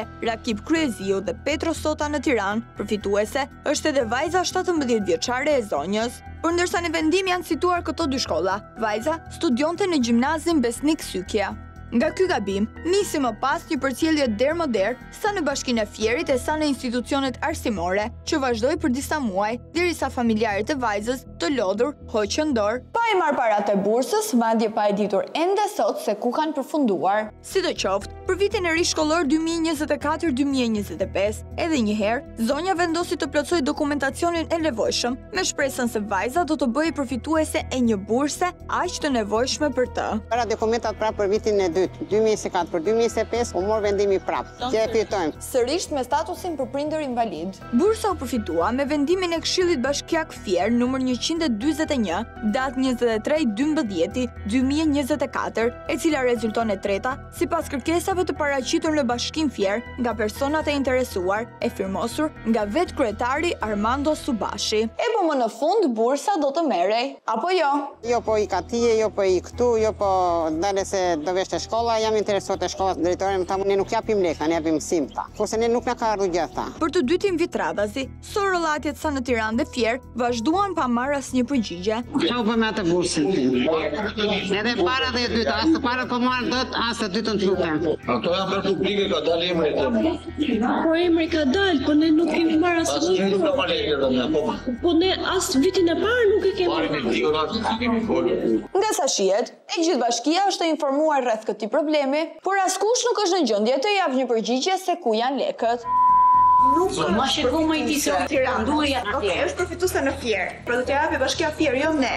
As këtu nuk morëm zgjidhje. Prandaj, mbatim këpucët edhe një herë drejt Fierit, kësaj radhe tek juristja e bashkisë. Si jeni? Jam Luela nga emisioni Piranja. Duam të dim çfarë problemi ka zonja që nuk e merr bursën e vajzës. Sepse është i dyti vit që nuk e ka marrë. Ku kanë shkuar fondet? Fundem që bëni këtë gjëra ashtu. Sepse është ishte para praktikisht që ne kemi këtë problem dhe do. Po pra, erdha për të pyetur ku janë fondet, pse nuk e merr dot zonja bursën e vajzës. Në të gjitha zyrat ku zonja ka trokitur, është përballur vetëm me fjalë dhe supe të ngritura, e asnjëherë me zgjidhje të hallit. Po ku është ngërçi? Unë mund të bëj këtë gjë, nëse ata thonë që ka bashkëpunëtor, ata të mi thonë që duhet ta bëj Tirana. Nuk e di, të bëjmë një shkresë pastaj për ta interpretuar këtë gjë. Pra si mund ta zgjidhim shkojmë këtë problem. Do merrem mund pak me këtë gjë. Ja unë sot jam djeni të kësaj. Dhe kryetari e mbajti fjalën duke na sjellë shkresën e cila përfundimisht sqaron gjithçka. Në të shkresë thuhet fare qartë se fondet buxhetore për mbulimin e shpenzimeve për bursat administrohen nga njësitë e vetëqeverisjes vendore sipas vendodhjes territoriale dhe administrative të shkollave ku nxënësit studiojnë. Pra e gjitha e qartë, vajza 17 vjeçare e cila studion në Tiranë duhet ta tërheqë bursën në minibashkinë që i korrespondon shkollës Besnik Sykja. Dhe ne aty duhet të shkojmë me shpresën se kësaj radhe do të jetë hera e fundit. Por sërish nuk ishte e thënë, sepse pasi me shkresën në dorë u drejtuan për tek njësia 6 e Bashkisë Tiranë, zonë ku ndodhet shkolla Besnik Sykja, morëm këtë përgjigje. Shërbejmë vetëm qytetarëve që janë banor të njësisë 6 dhe kanë një dosje të hapur këtu. Në momentin që ne nuk e kemi zonjën me shërbime, nuk mund t'i ofrojmë pagesat të tjera. Në bazë të kësaj. Të Bashkisë Ervanda Subashit thot, fondet buxhetore për mbulimin e shpenzimeve për bursat, si dhe numri i bursave për nxënësit administrohen nga njësitë e vetëqeverisjes vendore sipas vendodhjes territoriale dhe administrative të shkollave. Po zonja nuk merr në zyrën e shërbimit social, njësia administrative numër 6, zonja nuk është regjistruar fare. Dhe në momentin që zonja nuk është regjistruar fare, unë si shërbim social nuk mund të ofroj gjë. Si mund të vënë në zbatim të ligjin? Nuk e njoh si individ. Ligjërisht, për të zbatuar këtë ligj nuk njoh ligjin tjetër. Bashkia Fier është e bindur se ka të drejtë dhe parat duhen tërhequr në Tiranë. Në të kundërt, punojësja e njësisë 6 është e qartë dhe e prerë se vajza nuk mund t'i tërheq parat aty. Sërish ping-pong. Tani, është radha të pyesim të drejtoria e politikave arsimore në Tiranë. Bëhet fjalë për një VKM që është publike.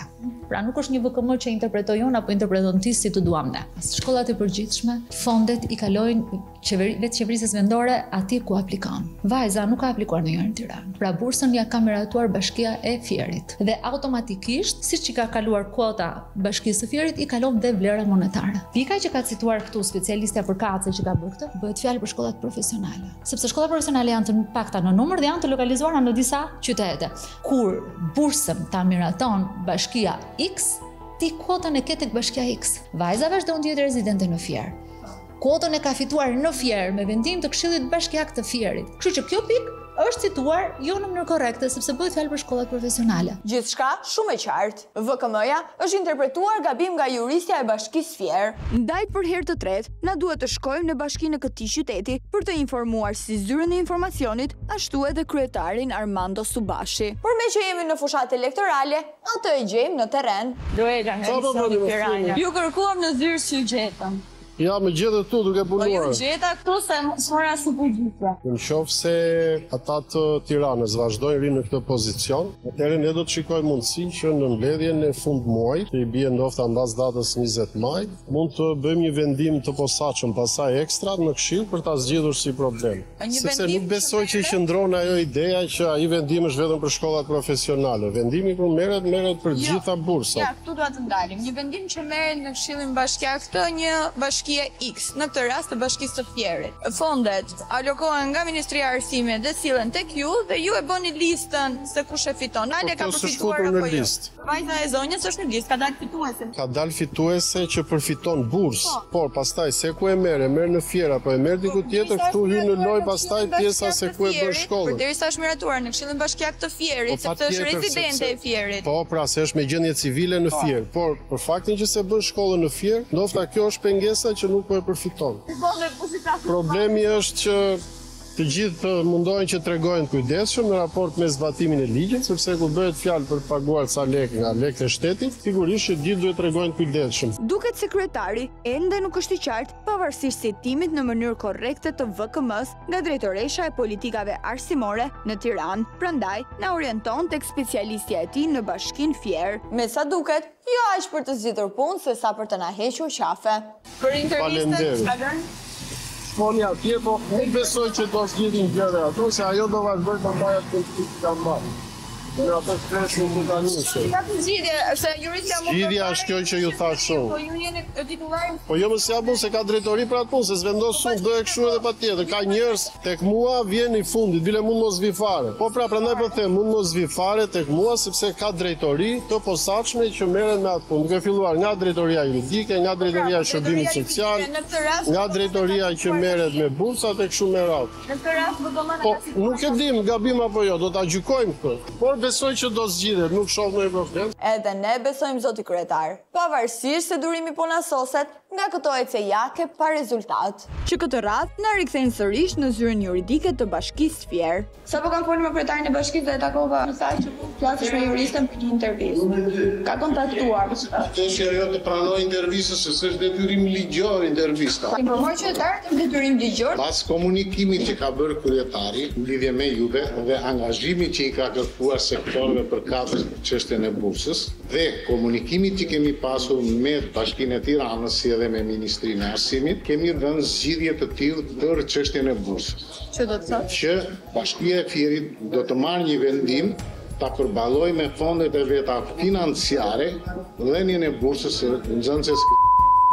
Më në fund, pas rollatjeve të paimagjinueshme, një lajm pozitiv. Vajza 17 vjeçare do ta marrë bursën që i takon prej 2 vitesh me ligj. Por ne duam të dim edhe diçka. Se ndodhi gjithë kjo nga të rreth? Sepse gjasat për të përsëritur janë dhe ne nuk është se kemi aq kohë sa të vrapojmë zyrave për t'ju mbushur mendjen autoriteteve se po gabojnë. Ne na ka ardhur një shkresë nga kryetari para disa ditësh me një VKM të përmendur nga specialistja. Pika që ka cituar këtu specialistja për kacën që ka bërë këtë, bëhet fjalë për shkollat profesionale. Kështu që kjo pikë është cituar jo në mënyrë korrekte sepse bëhet fjalë për shkollat profesionale. Jemi okay? Pikërisht. Ajo nuk është shkollë profesionale. Po pikërisht është shkollë profesionale. Pikra është arsimi është arsimi bazë, pra duke përfshirë 9 vjeçaret edhe për këtë rast duke konsideruar si familje në nevojë, pra Bashkia e Fierit i ka dhënë vendim, pra ka marrë një vendim në favor të dhënies së fondet i lëshoni ju. Pra që do të thotë neve do të nxjerrim fond nga të ardhurat tona për të përballuar pagesën e... Pse duhet të nxjerrni ju fond nga të ardhurat tuaj kur Ministria e Arsimit e ka dhënë fondin? Ministria e Arsimit jep për shkollat Jo, VKM-ja është e qartë, shkollat profesionale dhe gjimnazet e përgjithshme. Ju lexoni ju VKM-n sepse shkresa erdhi nga ju, jo nga mua. Shkresa e vulë të kryetarit të bashkisë dhe me specialistë në fjalë ka nga ju, jo nga mua. VKM-ja në frymën e vet është për arsimin profesional. Pra, VKM-ja që ka dalë për arsimin profesional. Jo, VKM-ja që më keni çuar ju me shkresë zyrtare para disa ditësh ka ardhur për shkollat profesionale. Unë dua për shkollat që ndjen vajza. Gjithkohon është për shkollat profesionale. Si për shkollat profesionale është e cituar që vajza ndjek gjimnaz të përgjithshëm, nuk ndjek shkollë profesionale. Nuk bindën, jo. Kur do marrë zgjidhje çështja, kur do marrë vajza? Do të merr një vendim me këshillin dhe do të kalojë si fond. Rëndësi ka që zonja dhe vajza e saj zgjidhen një problem që duhet të ishte zgjidhur këtuaj një vit më parë.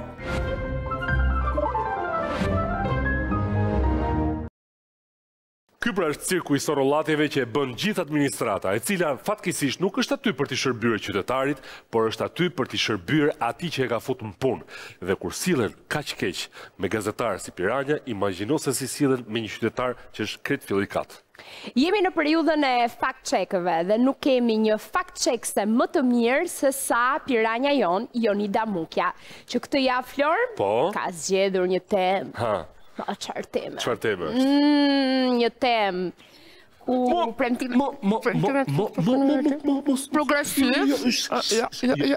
KQZ-ja është pa gjumë.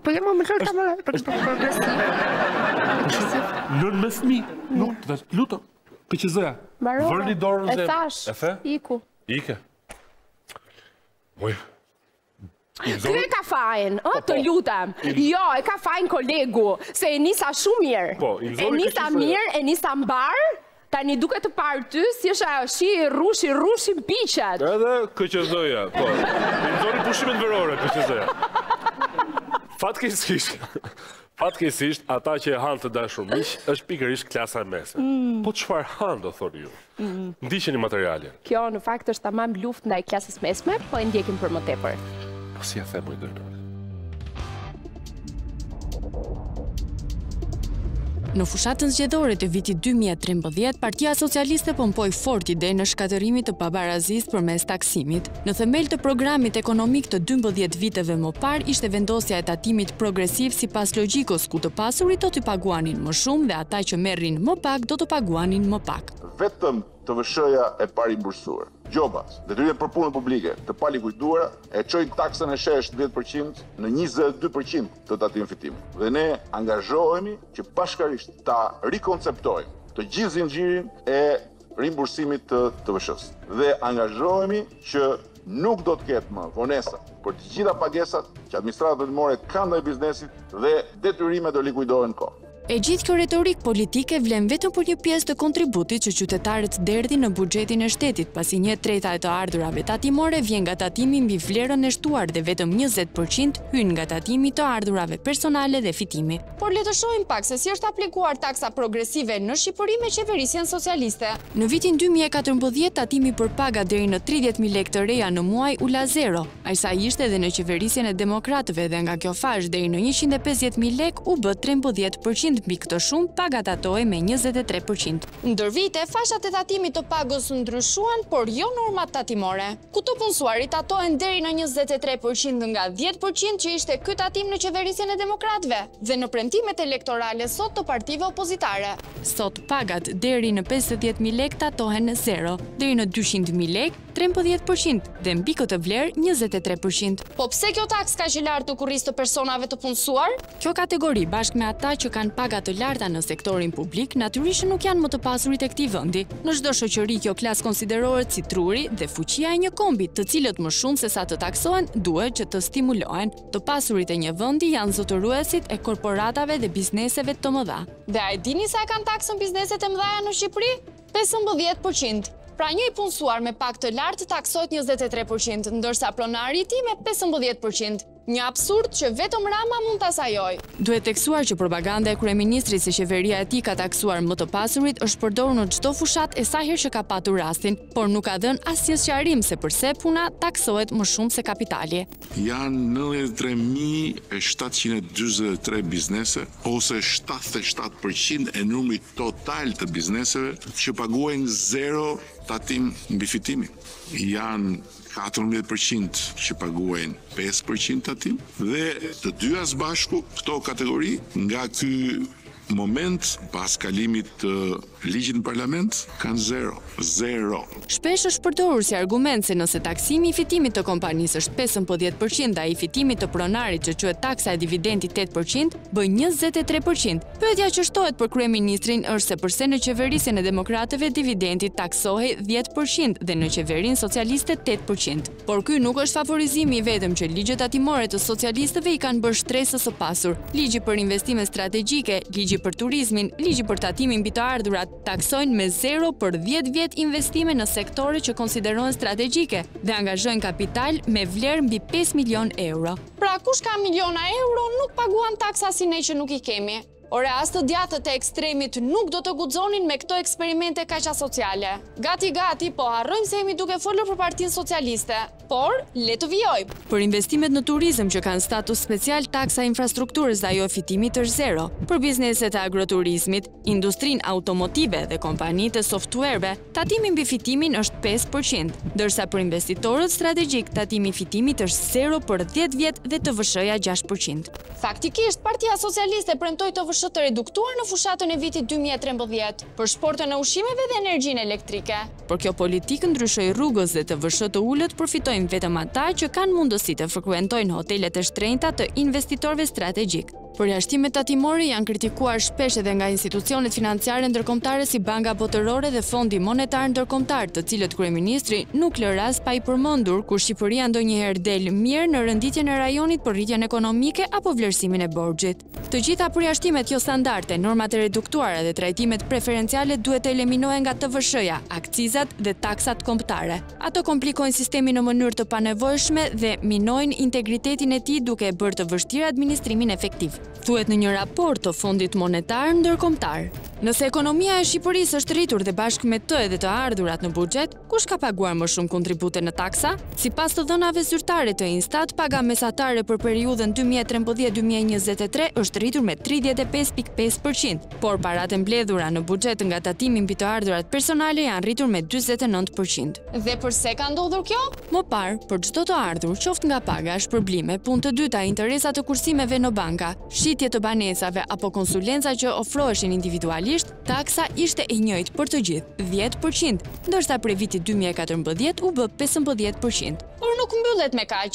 Progresiviteti me parimin që të tatojmë sa më shumë stresën e mesme dhe të harrojmë biznesin e madh, vazhdoi ndër vite duke përfshirë në skemën e taksimit 23% edhe ata individ që bëjnë 2 ose më shumë punë. Kështu, nëse më parë paguaj 10% për të gjithë ata që bënin më shumë se një punë, tashmë nëse dikush paguan 0 taksë sepse ka pagën 50.000 lek dhe 13% të taksës te puna që merr 150.000 lek, shteti i mbledh të dyja dhe pagua 23%. Kjo nuk ishte tentativa e vetme për të mbytur në taksa stresën e mesme. Në vitin 2024 hyri në fuqi ligji për taksimin e profesionistëve të lirë, ku nëse bizneset e tjera me xhiro deri në 140.000 euro në vit nuk kanë taks, ata që kanë aktivitet ekonomik, por janë jurist, avokat, noter, kontabilist, ekonomist, dentist, mjek, ekspert teknologjie, arkitekt e tjerë, do të paguanin në bazë të ardhurave vjetore ose 15%, kur arrinin xhiro deri në 140.000 euro në vit dhe 23% për ata mbi këtë shumë. Për këtë ligj skandaloz u organizua një protestë përpara gjykatës kushtetuese,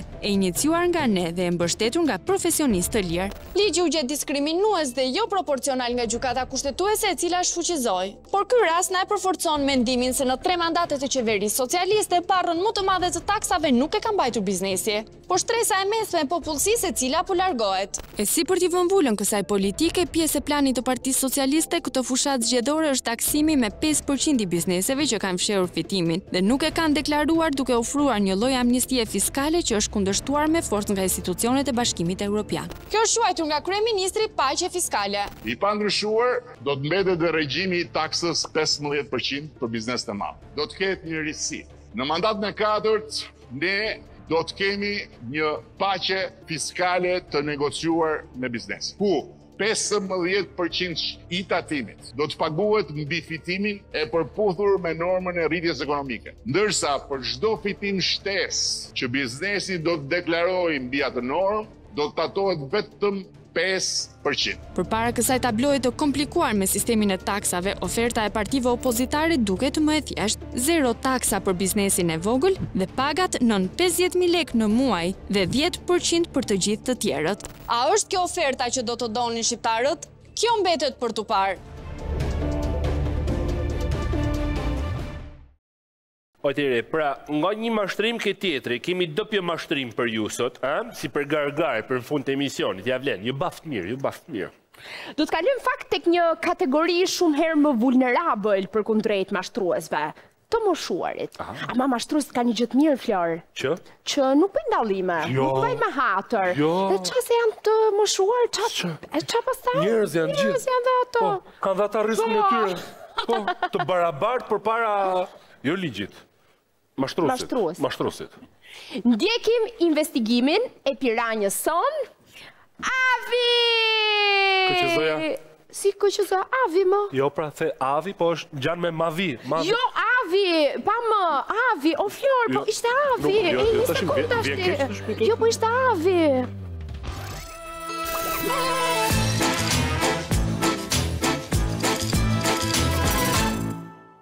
Blerja e pasurive të paluajtshme konsiderohet si një nga investimet më të rëndësishme të një individi. Kjo jo vetëm për shkak të vlerës së madhe financiare që ato kanë, por edhe për shkak të rëndësisë së veprimit juridik të kalimit të drejtës së pronësisë nga njëri subjekt tek tjetri. Rëndësi në këtë moment ka vetëm diçka për të cilën duhet të jemi të vëmendshëm: dokumentat origjinale, që në rastin që do t'ju tregojmë pala blerëse i kanë nënvlerësuar në mirëbesim. Leksi kom shlyet lokalin me fja ka qenë muni im, një i kalamajve si janë rrugave në për Greqi, në Itali, ku s'punojnë. Gjithçka do të niste në vitin 2019, kur Sinan Dheshi dhe bashkëshortja e tij Farie vendosin të blinë 2 pasuri të paluajtshme, dyqane, në rrugën Don Bosco në Tiranë, me pronar Ardian dhe Anila Kazaferi. Palët nuk ishin njohje të mëparshme dhe prezantuesi tyre ishte kushuriri i bashkëshortës së Sinanit, që njëkohësisht kishte miqësi me çiftin Kazaferi. Nga Dibra ku merr në Kams. Na blem shtëpinë në Kams, masi blem shtëpinë, erdhi Edison Frangu, kushani kalamajve, ta kemi një objekt për ta shitur, ta shikoni, mrafshim dakord, ta blem. E shikume, rap në pazar me ta, shkuam, firmosim kë notarja Rezata Koçi, erdhen ato burrë grua, Ardiani me gruat vet, e firmosim, thashun se notares, na lexo, ja tha s'ka nevojë me lexo se ka Edison. Nga dokumentet si firmosim, i mori notarja, në i mbajti prap ati, nuk në edha në dërë. Bjeri dokumentet thashun në dërë, tha Desanit dhe t'i bio nese pas nese. Notaren ku ju do firmosni të dokumenta, kush e gjeti? Notaren e gjeti Desani, ndërmjetësi. Pra si pas të moshuarit, gjithçka është bërë në mirëbesim, duke qenë se ndërmjetësi është i afërm i familjes.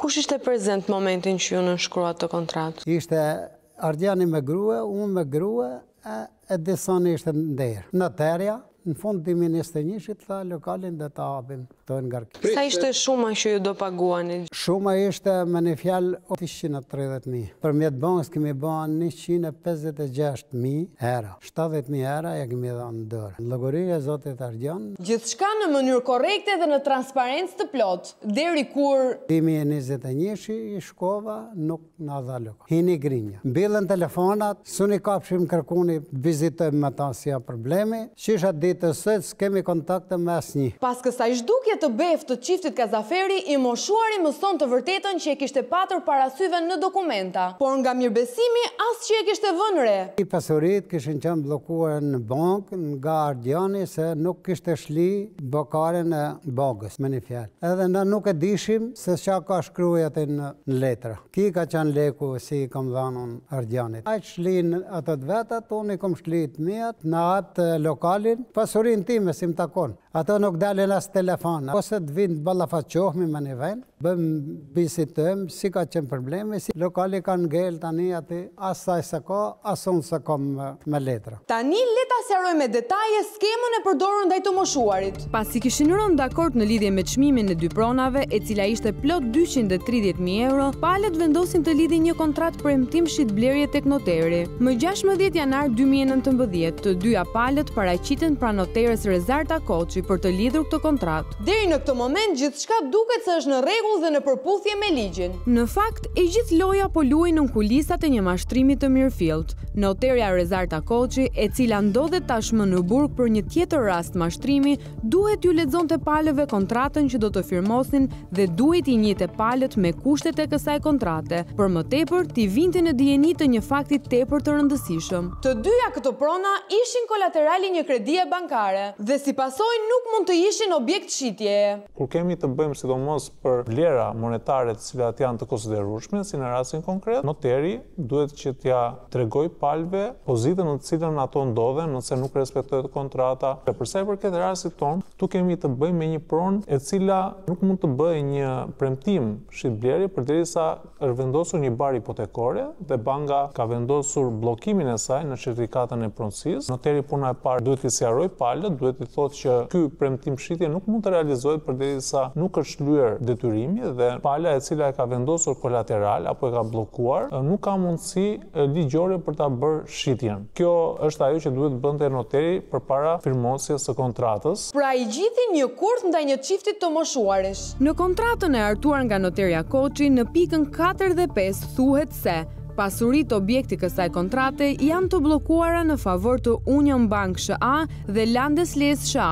Gjithashtu thuhet se pala blerëse deklaron se merr dijeni që këto pasuri janë të bllokuara dhe me vullnetin e saj të lirë dhe të plot është dakord të nënshkruajë këto kontratë premtim shitje sipas kushteve të kësaj kontrate. Në letra duket gjithçka në rregull. Mund të supozohet se dy të moshuarit janë vënë në dijeni, por cilat janë shkeljet ligjore me të cilat kemi të bëjmë në këtë pikë? Pagesa nuk ka kaluar në llogarinë e noterit i cili në bazë të ligjit dhe udhëzimeve që ka Ministri i Drejtësisë për sa i përket rregullimit të këtij profesioni, pagesa ka kalon nëpërmjet noterit, pastaj i kalon palëve, gjë që nuk është bërë. Pala nuk legjitimoi që të bënte një premtim të tillë përderisa e kishte me bar nga ana e bankës. Kemi të bëjmë me një shkelje ligjore, noteri është garanti i palëve kur kryhet një veprim juridik. Dhe në këtë rast kemi të bëjmë me një shkelje shumë të madhe dhe jo të paqëllimshme. Me këto të dhëna që ne kemi, tu mund të jemi përpara një bashkëpunimi midis dy palëve, që do të thotë midis noterit dhe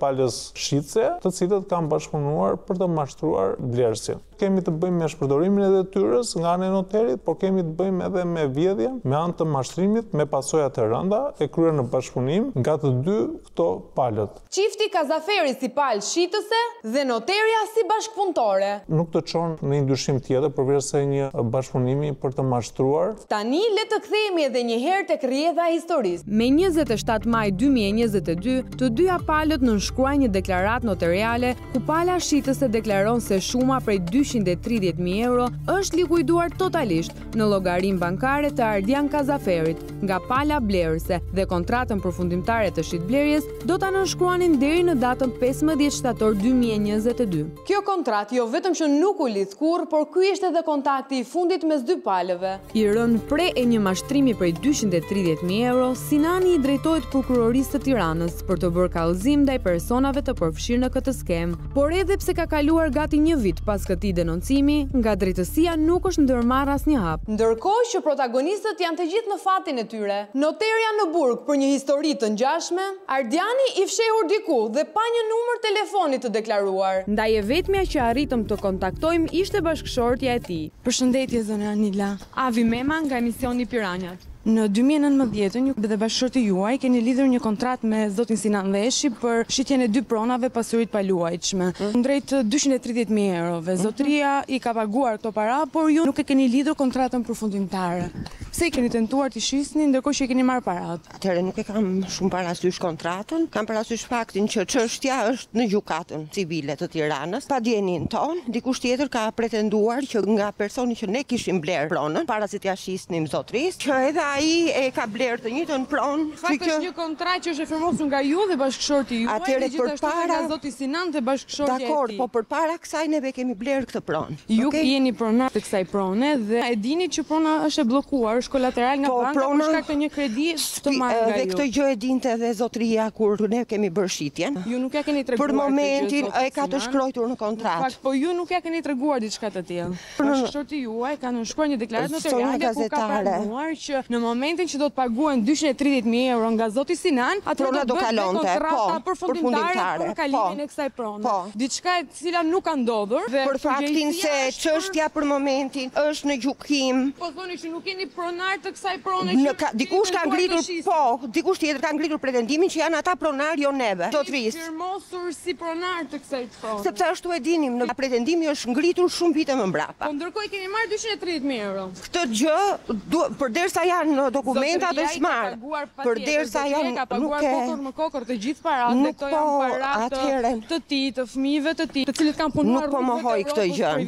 Nuk e mohon, por as nuk ja kthen. A nuk është mashtrim ky? Po fakti. Kur do t'i marrë zotëria dy pronat e tij? pronat Kur të zgjidhet çështja në gjykat, pra zotëria do marrë ose paratë mbrapsht ose do marrë pronën. Ka 4-5 vite kjo situatë. Dhe kjo çështje ka 4-5 vite në gjykatën e Tiranës dhe ende nuk është zgjidhur. Për një kozjatje 2 deri në 3 vjet, zotëria ka paguar 230.000 euro. Nëse ju nuk keni qenë pronar, përse keni marrë këtë pagesë? Në momentin kur kam bërë atë veprim juridik, kam qenë pronar. Dhe ju 2 vite më mbrapa duhet të ktheni paratë mbrapsht. E thjesht. Por përse ju dhe bashkëshorti juaj keni humbur çdo kontakt me palën që keni tentuar të shisni që nga momenti që keni marrë 230.000 euro? Jo, unë këtu jam, nuk kam ikur ndonjëherë. Bashkëshorti im nuk është. Ku është bashkëshorti juaj? Nuk jam me bashkëshortin tim. Për momentin nuk kam ndjenjë ku ndodhet bashkëshorti im. Mendoj që kjo është një teknikë e përdorur shpeshherë për të hequr veten nga përgjegjësitë. Zotëria ka nevojë që të marrë paratë e tij, sepse nuk janë 230.000 lekë, janë 230.000 euro dhe janë paratë e një jete të tërë që zotëria dhe fëmijët e tij kanë punuar për vite tëra. Dhe nëse ju po gëzoni 230.000 euro, zotëria duhet që të gëzoj pronat e tij.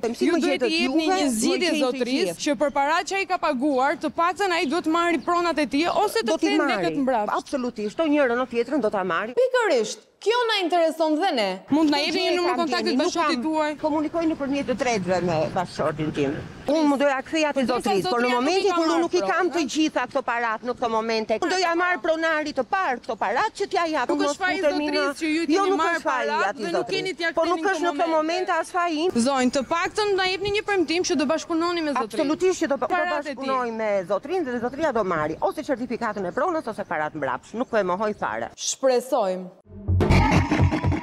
Po nëse nuk ndodh? Përgjegjësit duhet marrin dënimin e merituar në mënyrë që të lehtësohet sadopak dhimbja e tyre të dëmtuarve, por natyrisht duhet të frenohet për ngjarje të tjera të cilat mund të jenë problematike për qytetarët e tjerë, të cilët mund të bien pre e këtyre mashtruesve. Ndërsa për ne tani nis pjesa më e vështirë. Na duhet të gjejmë Ardianin.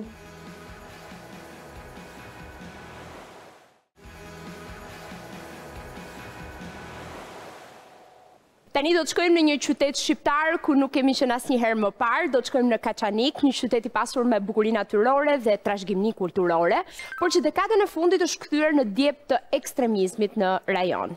Le të kujtojmë 2 sulmet e fundit. Djegja e gjykatës së Kaçanikut në mars të 2024 dhe vrasja e një polici në prill të këtij viti, që shërben si këmbën alarmi se si ideologjitë radikale zënë rrënjë në komunitet dhe sëmurin veçanërisht të rinjt. Në fakt që të 2 sulmet u kryen nga persona që sfidojnë hapur legitimitetin e institucioneve të shtetit. Piranja Jone Dona udhtoi drejt Kaçanikut për të parë nga afër simptomat e këtij radikalizimi dhe gjendja nuk duket as pak premtuese.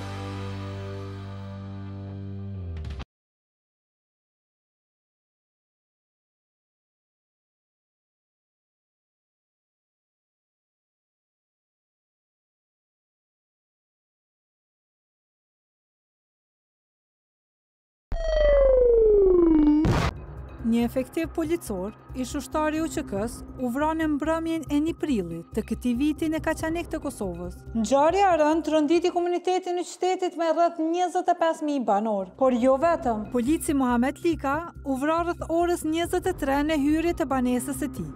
Dhe pavarësisht se u dërgua me urgjencë në spital, nuk arriti të mbijetante. Po kush ishin autorët e këtij atentati ndaj policit 45 vjeçar në derën e shtëpisë? Në fakt bëhet fjalë për një grup prej 7 personave, të cilët sipas akuzës e kanë vëzhguar shtjen e policisë për gjatë gjithë ditës deri në momentin kur ai është qelluar për vdekje. Autorët e dyshuar të kësaj ngjarje janë imituri Rejan Bela në rolin e atentatorit, Haki Bela, Rilend Murati, Vatan Çaka, Edmond Lika, Shkelqim Kuka e Diamant Gashi. Të gjithë të përfshirë në organizimin dhe sigurimin e materialeve të nevojshme për kryerjen e ekzekutimit. Ajo që e bën më të rënd këtë ngjarje ka të bëjë me personat që e kanë organizuar. Të gjithë pjesëtarët e një organizate fetare të radikalizuar me emrin Rinia Islamike e Kaçanikut. Allahu bën çdo dojt, transmeton muslimi.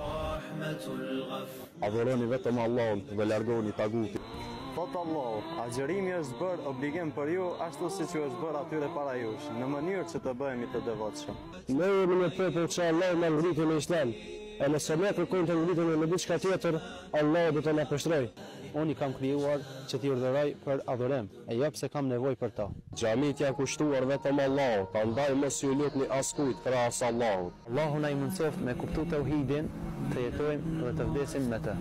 Ky grupim, i cili sot akuzohet si organizues i vrasjes së Rështerit Lika, u themelua gjatë periudhës së luftës në Siri dhe Irak, duke u bërë një nga propaganduesit më të zellshëm të thirrjes për xhihad. Referu profileve që vetë i kanë vendosur të dyshuarit në rrjetet sociale, atë njëjtit janë anëtar të Rinisë Islamet Kaçanikut. Por a ishte radikalizimi i pjesëtarëve të këtij grupi shkaku i aktit ekstrem ndaj bashkëqytetarit të tyre? Dhe më kryesorja, a u përzgjat qëllimisht 17 vjeçari Bela për realizimin e vrasjes? I dyshuari kryesor mbetet Rihan Bela, një person i cili ka kryer veprën një muaj pa u bë 18 vjet, çka do të thotë se është moshë minore dhe me kodin penal të Kosovës parashit një dënim maksimal deri në 10 vite. Në rast se i njëjti ka marrë fetva leje vendim nga grupet radikale islame për t'ia drejtuar armën shtetit Kosovës, policisë Kosovës, rreziku është shumë i lartë, sepse të njëjtit dyshohet që kanë qenë në ndikim dhe në bashkëpunim të vazhdueshëm me imam radikal. Një deklaratë e fortë kjo, që nëse dokumentohet nga prokuroria mund të sjellë situata ekstreme deri diku të përsëritshme në këtë rajon të Kosovës. Ajo që ka bërë shumë jehon buj janë deklaratët e policisë dhe prokurisë kur kanë përmendur edhe një rast siç është zjarrvënia në gjykatën në Kaçalek, edhe pse s'kemi të dënuar në këtë rast. Ka 7 musit i sa, i arrestu 3 që si mjekra në ato edhe i liru, pa faqëm. Rasti i djegjes së gjykatës së Kaçanikut bëri buj në Kosovë, për faktin se u konsiderua i lidhur me ekstremizmin fetar. Por personat e arrestuar për këtë ngjarje u liruan pas 6 muajsh për mungesë provash. Që në fillimet e para u shthën se këtë kemi bërë për Muhamedit dhe Muhamedi ka meritu këtë. Po vetëm duam të se njohin, do që janë ekstremistë, se njohin apo gjykatën e shtetit. Po cila ishte piknisja e rrugtimit ekstrem të kësaj pjese të rinisë së Kaçanikut, të cilët zgjodhen rrugën e Islamit radikal. Gjithçka lidhet me këtë personazh, Lavdre Muhaxheri, lideri famkeq i xihadistëve shqiptar në Siri, më pas i shpallur i vrarë nga forca çlirimtare kurde. Rinia Islame është një organizatë qeveritare e cila është themeluar nga Lavdrini me shok. Përpara lidhjes me Rininë Islamike të Kaçanikut, Muhaxheri, atëherë pak më shumë se 20 vjeçar, ishte një person në punën e tij dhe asnjëherë i dyshuar për veprat e jashtëligjshme. Më i madhi mes 3 vëllezërve, ai nisi punën në bazën amerikane të Bonstillit. Ka punu me Amerikanë, që e Lavdre Muhaxheri, që e njojnë ki. Me Amerikanë ka punu. Një vetë e gjysh, që Lavdre Muhaxheri e ka pini shqeraki, ka pini zvetë. Po pasha Allahun, pasha Zotin, s'po të rejnë. Gjdo gjë më pas mori një drejtim të papritur, deri në momenti kur bashkë me një grup bashkë qytetarësh prej 5 të rinjësh ju bashkuan shtetit islamek. Siri u komandanti i Sisi du. Falenderojmë Allahun Azza wa Jall që na ka bashku me këta luana gjithë botës që kanë ardhur këtu me mbrojt derën e motrave tona muslimane, derën e fëmijëve tonë musliman. Banu gati dhe nisnu në gjihad fi sebilillah. Ka posë kanë shkën Siri, nëse për Kaçanik, ka posë dhe tjerë shkanë. Po i kanë bërë gati, në 4 fëmijë, muslimani janë Ky radikalizimi i shpejt i Muhaxherit dhe i 10 të rinjëve të tjerë nga Kaçaniku e kishin një shkak që lidhej me emrin e imamit ekstremist Zekeria Qazimi, i cili predikante në xhamin El Kudës të Gjilanit, me bashkëpunëtor më të afërt 27 vjeçarin Ridvan Haqifi, një tjetër xhihadist i deklaruar i vrarë në Siri. Do të vinë ditë të zeza për juve. Vallahi, do të keni frikë të esni nëpër rrugë, do të keni frikë punoni nëpër zyret e juaja, do të keni frikë dhe do të merroheni e do të trishtoheni edhe në shtëpitë e juaja, do të keni frikë edhe do të trishtoni edhe do t'ju të merrojmë edhe në ëndrat e tuaja, edhe atëherë ku ju fleni. Do t'ju vi me ushtritë të cilat, do t'ju vi me burrat të cilat e dojnë vdekjen në rrugë të Allahut subhanahu wa taala më shumë se jetën. Si Muhaxheri, ashtu edhe krahu i tij Djadh Haqifi u shpallën të vdekur nga forcat kurde, ndërkohë që imami Zekeria Qazimi u dënua me 10 vite burg për terrorizëm në vitin 2014 dhe në gusht të vitit që shkoi u rikthye në liri. Me njëherë pas lirimit, kleriku radikal u rikthye aktivitetit e tij të mëparshëm, duke predikuar në rrjetet sociale, aty ku shpesh ndal mesazhet e forta për ndjekësit, mes tyre edhe pjesëtarët e rinisë islamike të Kaçanikut. Imam radikal, siç e sakt, a janë të njohur për policinë e Kosovës? Sigurisht, ne kemi pas imam të cilët janë arrestuar, kanë vujt dënime deri në 10 vjet për çështjet të terrorizmit, nxitjes së urrejtjes ndërfetare. Pikërisht këta persona kanë ndërlidh me imam të tillë, madje në një rast konkret, në një video që e kanë shpalos mediat, një imam radikal shihet se të dyshuarit kryesor kanë marrë pjesë në momentin kur ai është dalë nga burgu. Si një njëjës i mirë i policit të rëndë dhe bashkëluftetar me të në ushtrisë çlirimtare të Kosovës, Elezi flet me dhimbje e njëkohësisht me zemrim për humbjen e papritur. Me rështerin Lika kemi pas njohje. Kam qenë bashkë me të në luftën e ushtrisë çlirimtare të Kosovës në brigadën e 62 kemi operuar si bashkëluftar. Është e vërtetë që ta gjesh një qytetar për të ankuar kundrejt Muhamedit. Ne s'kan thonë gjithmonë i mirë shkan. Ne na ka të pasur, po s'kan e pasur. Kon për çdo konin i mirë. Por Kaçanik s'kena pritur ta. Edhe në hyrjen e pallatit ku jetonte i ndjeri, fjalët e fqinjeve tregojnë më së miri për karakterin e tij të qetë dhe të paqët. A ju jetoni, a keni njoftë ju atë policina? A dira kam pas ndonjë problem herë tani thënë? Unë bile shumë, pak ma shumë se që duhet i mirë. Shumë dhe ka këshurës punë në radhë, dhe s'pejtime në radhë. Ndërkohë, në qendër të qytetit, shumica janë të painteresuar për pyetjet tona. Pavarësisht se dikush më në fund ka diçka për të na thënë. Që ati ma poshtë janë vra, po që kalin qëto mjekat e kanë, gjëthojnë mjekat, që ate kanë, që janë kombe dhe ti që dhe pas konflikte në me vetën e sa, që të na pjetë rakia, edhe që me thonë pjetë shumë, nuk po që Unë e veç një sanë se kuftoj, qysh mune një 17 vjeqarë në kasë. Qyre ka 17 vjeqarë, ka përrushta. Tani, dëgjoni pak me vëmendje se si në ekstremizmin e dhënshëm rekrutohen qindrat e rinj, të cilët deri në atë moment e kanë bërë një jetë krejtësisht të ndryshme nga ajo predikuar nga imamet radikal. Kapitro, kish vel, s'kish unë keqe pa po, për dhunë do këtë i shkone, që ish pas dënu dhe me këni vendit, që ki për që djallish, po. Edhe ki qëta shtë bo me mjetër, për qëta shmjallon fojnë, a mjallon që kun të rgerash, a mjallon që kun të nusë, nuk e ti shfarë që i kam pas me bo. Për të i sa rrinë me vra policën, nuk është pashaq normal. Kjo shenje mirë heq, nuk mas fori për me, se dhe vrojnë policën e karvat shtetë, pa e të vranë ti vranë pa problem, me ty e ka shumë letë, shenje. Kjo është terrorizm, Ma ndrelluar të janë si njerës? I Santu Strave, ati të shishma poruar, se është shumë special që ka pas kojletës se ati i kanë kontrolu kejnë. Ti që shërot, ati u shukat që dajt, ati u nalë, që në u gjo pa mjekë. Po që o normal qytetarë, je normal, e pa mjekër. Si jeni?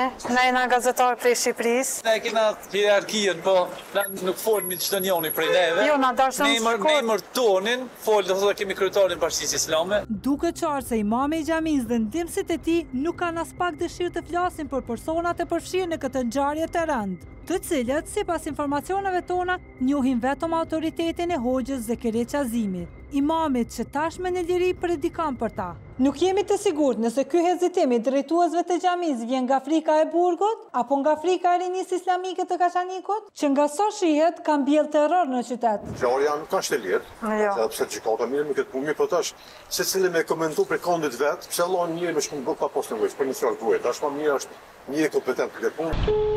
Alo, përshëndetje.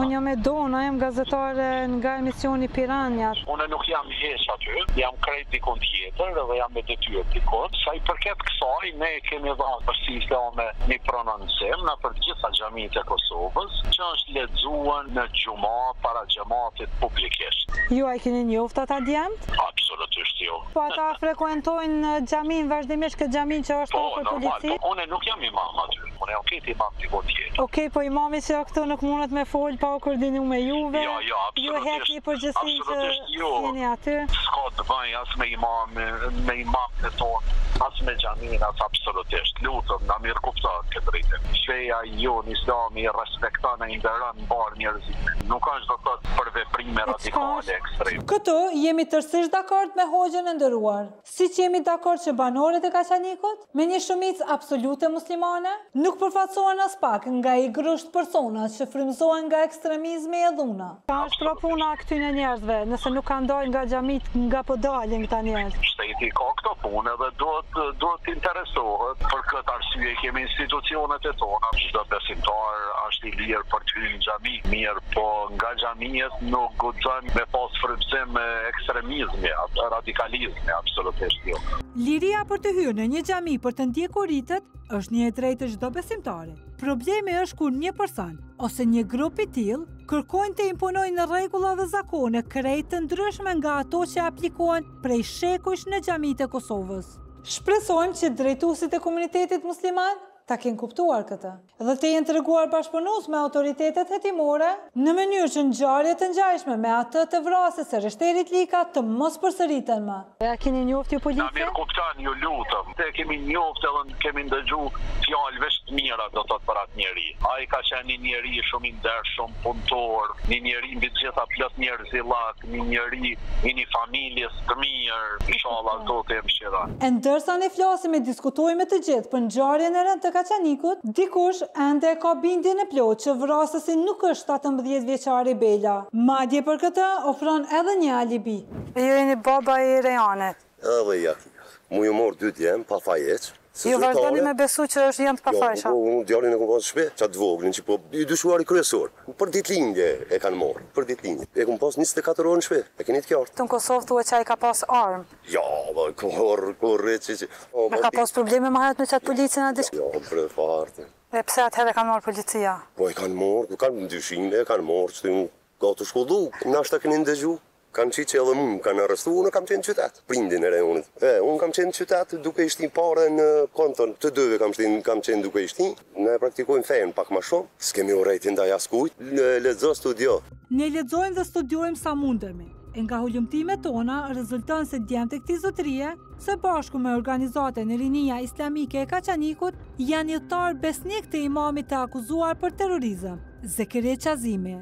Madje në këtë video të shkurtër, me njëherë pas lirimit të këtij të fundit, shfaqen Ridvana Xhami, Rilind Murati dhe Vatan Çaka.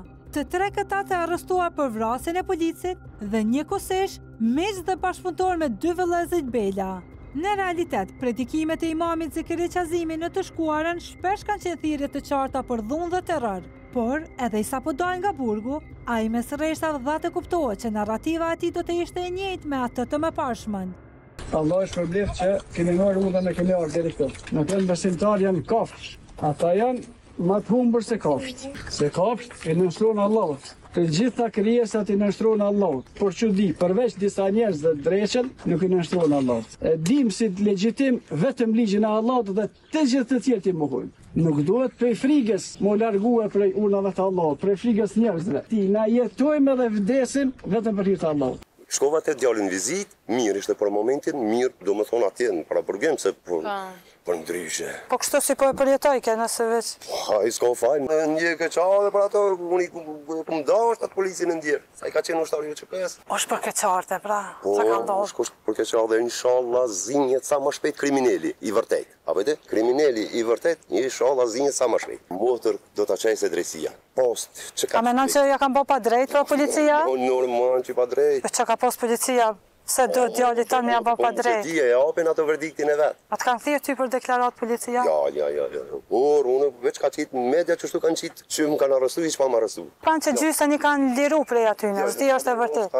Ka një muje kanë para burgin, të dytë janë ti. Në të vërtet, djalli i madh i këtij zotërie nuk është i panjohur për autoritetet policore. Ai së bashku me pjesëtarët e tjerë të Rinisë Islamike të Kaçanikut është arrestuar edhe në të shkuarën për veprimtari që lidhe me prirje ekstremiste. Sonë kam informacionat të kanë pas një lokal ku e kanë shfrytzuar edhe për aktivitetet të Rinisë Islame dhe aty kanë kryer gjitha aktivitetet. Në arrestu 7 mund të ketë edhe persona të tjerë që janë pjesë e grupit e që presin momente apo fetfa leje nga strukturat udhëheqëse të tyre për të kryer veprime kundrejt sigurisë së Republikës Kosovës apo kundrejt pjesëtarëve të sigurisë së Republikës Kosovës. Kjo fjali e ekspertit të sigurisë Lezi është një këmbon alarmi që bie për ata që kanë vesh.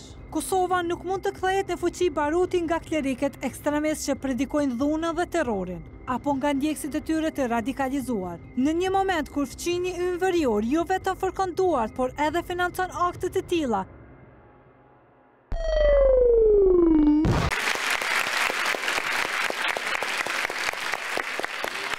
dhe kjo ishte e shtuna jonë para zgjedhore, ku heshtëm, pra i sa thot ligji, pra jemi me dokumenta jemi në regullë, s'keni që në thonë, jo, po të lutem. Por, nuk heshtëm, a i sa që duhet të di populli. Miro ta kofshim pas një jave dhe kujdes dilni të votoni, luftoni për të drejtat tuaja dhe luftoni indiferencën mbi gjitha. Votoni të lirë, të qetë, sepse nga vota juaj varet Shqipëria. Dhe kujdes të gjitha tyre që e shesin, e blen apo e dhunojnë voton, sepse piranjat kafshojnë!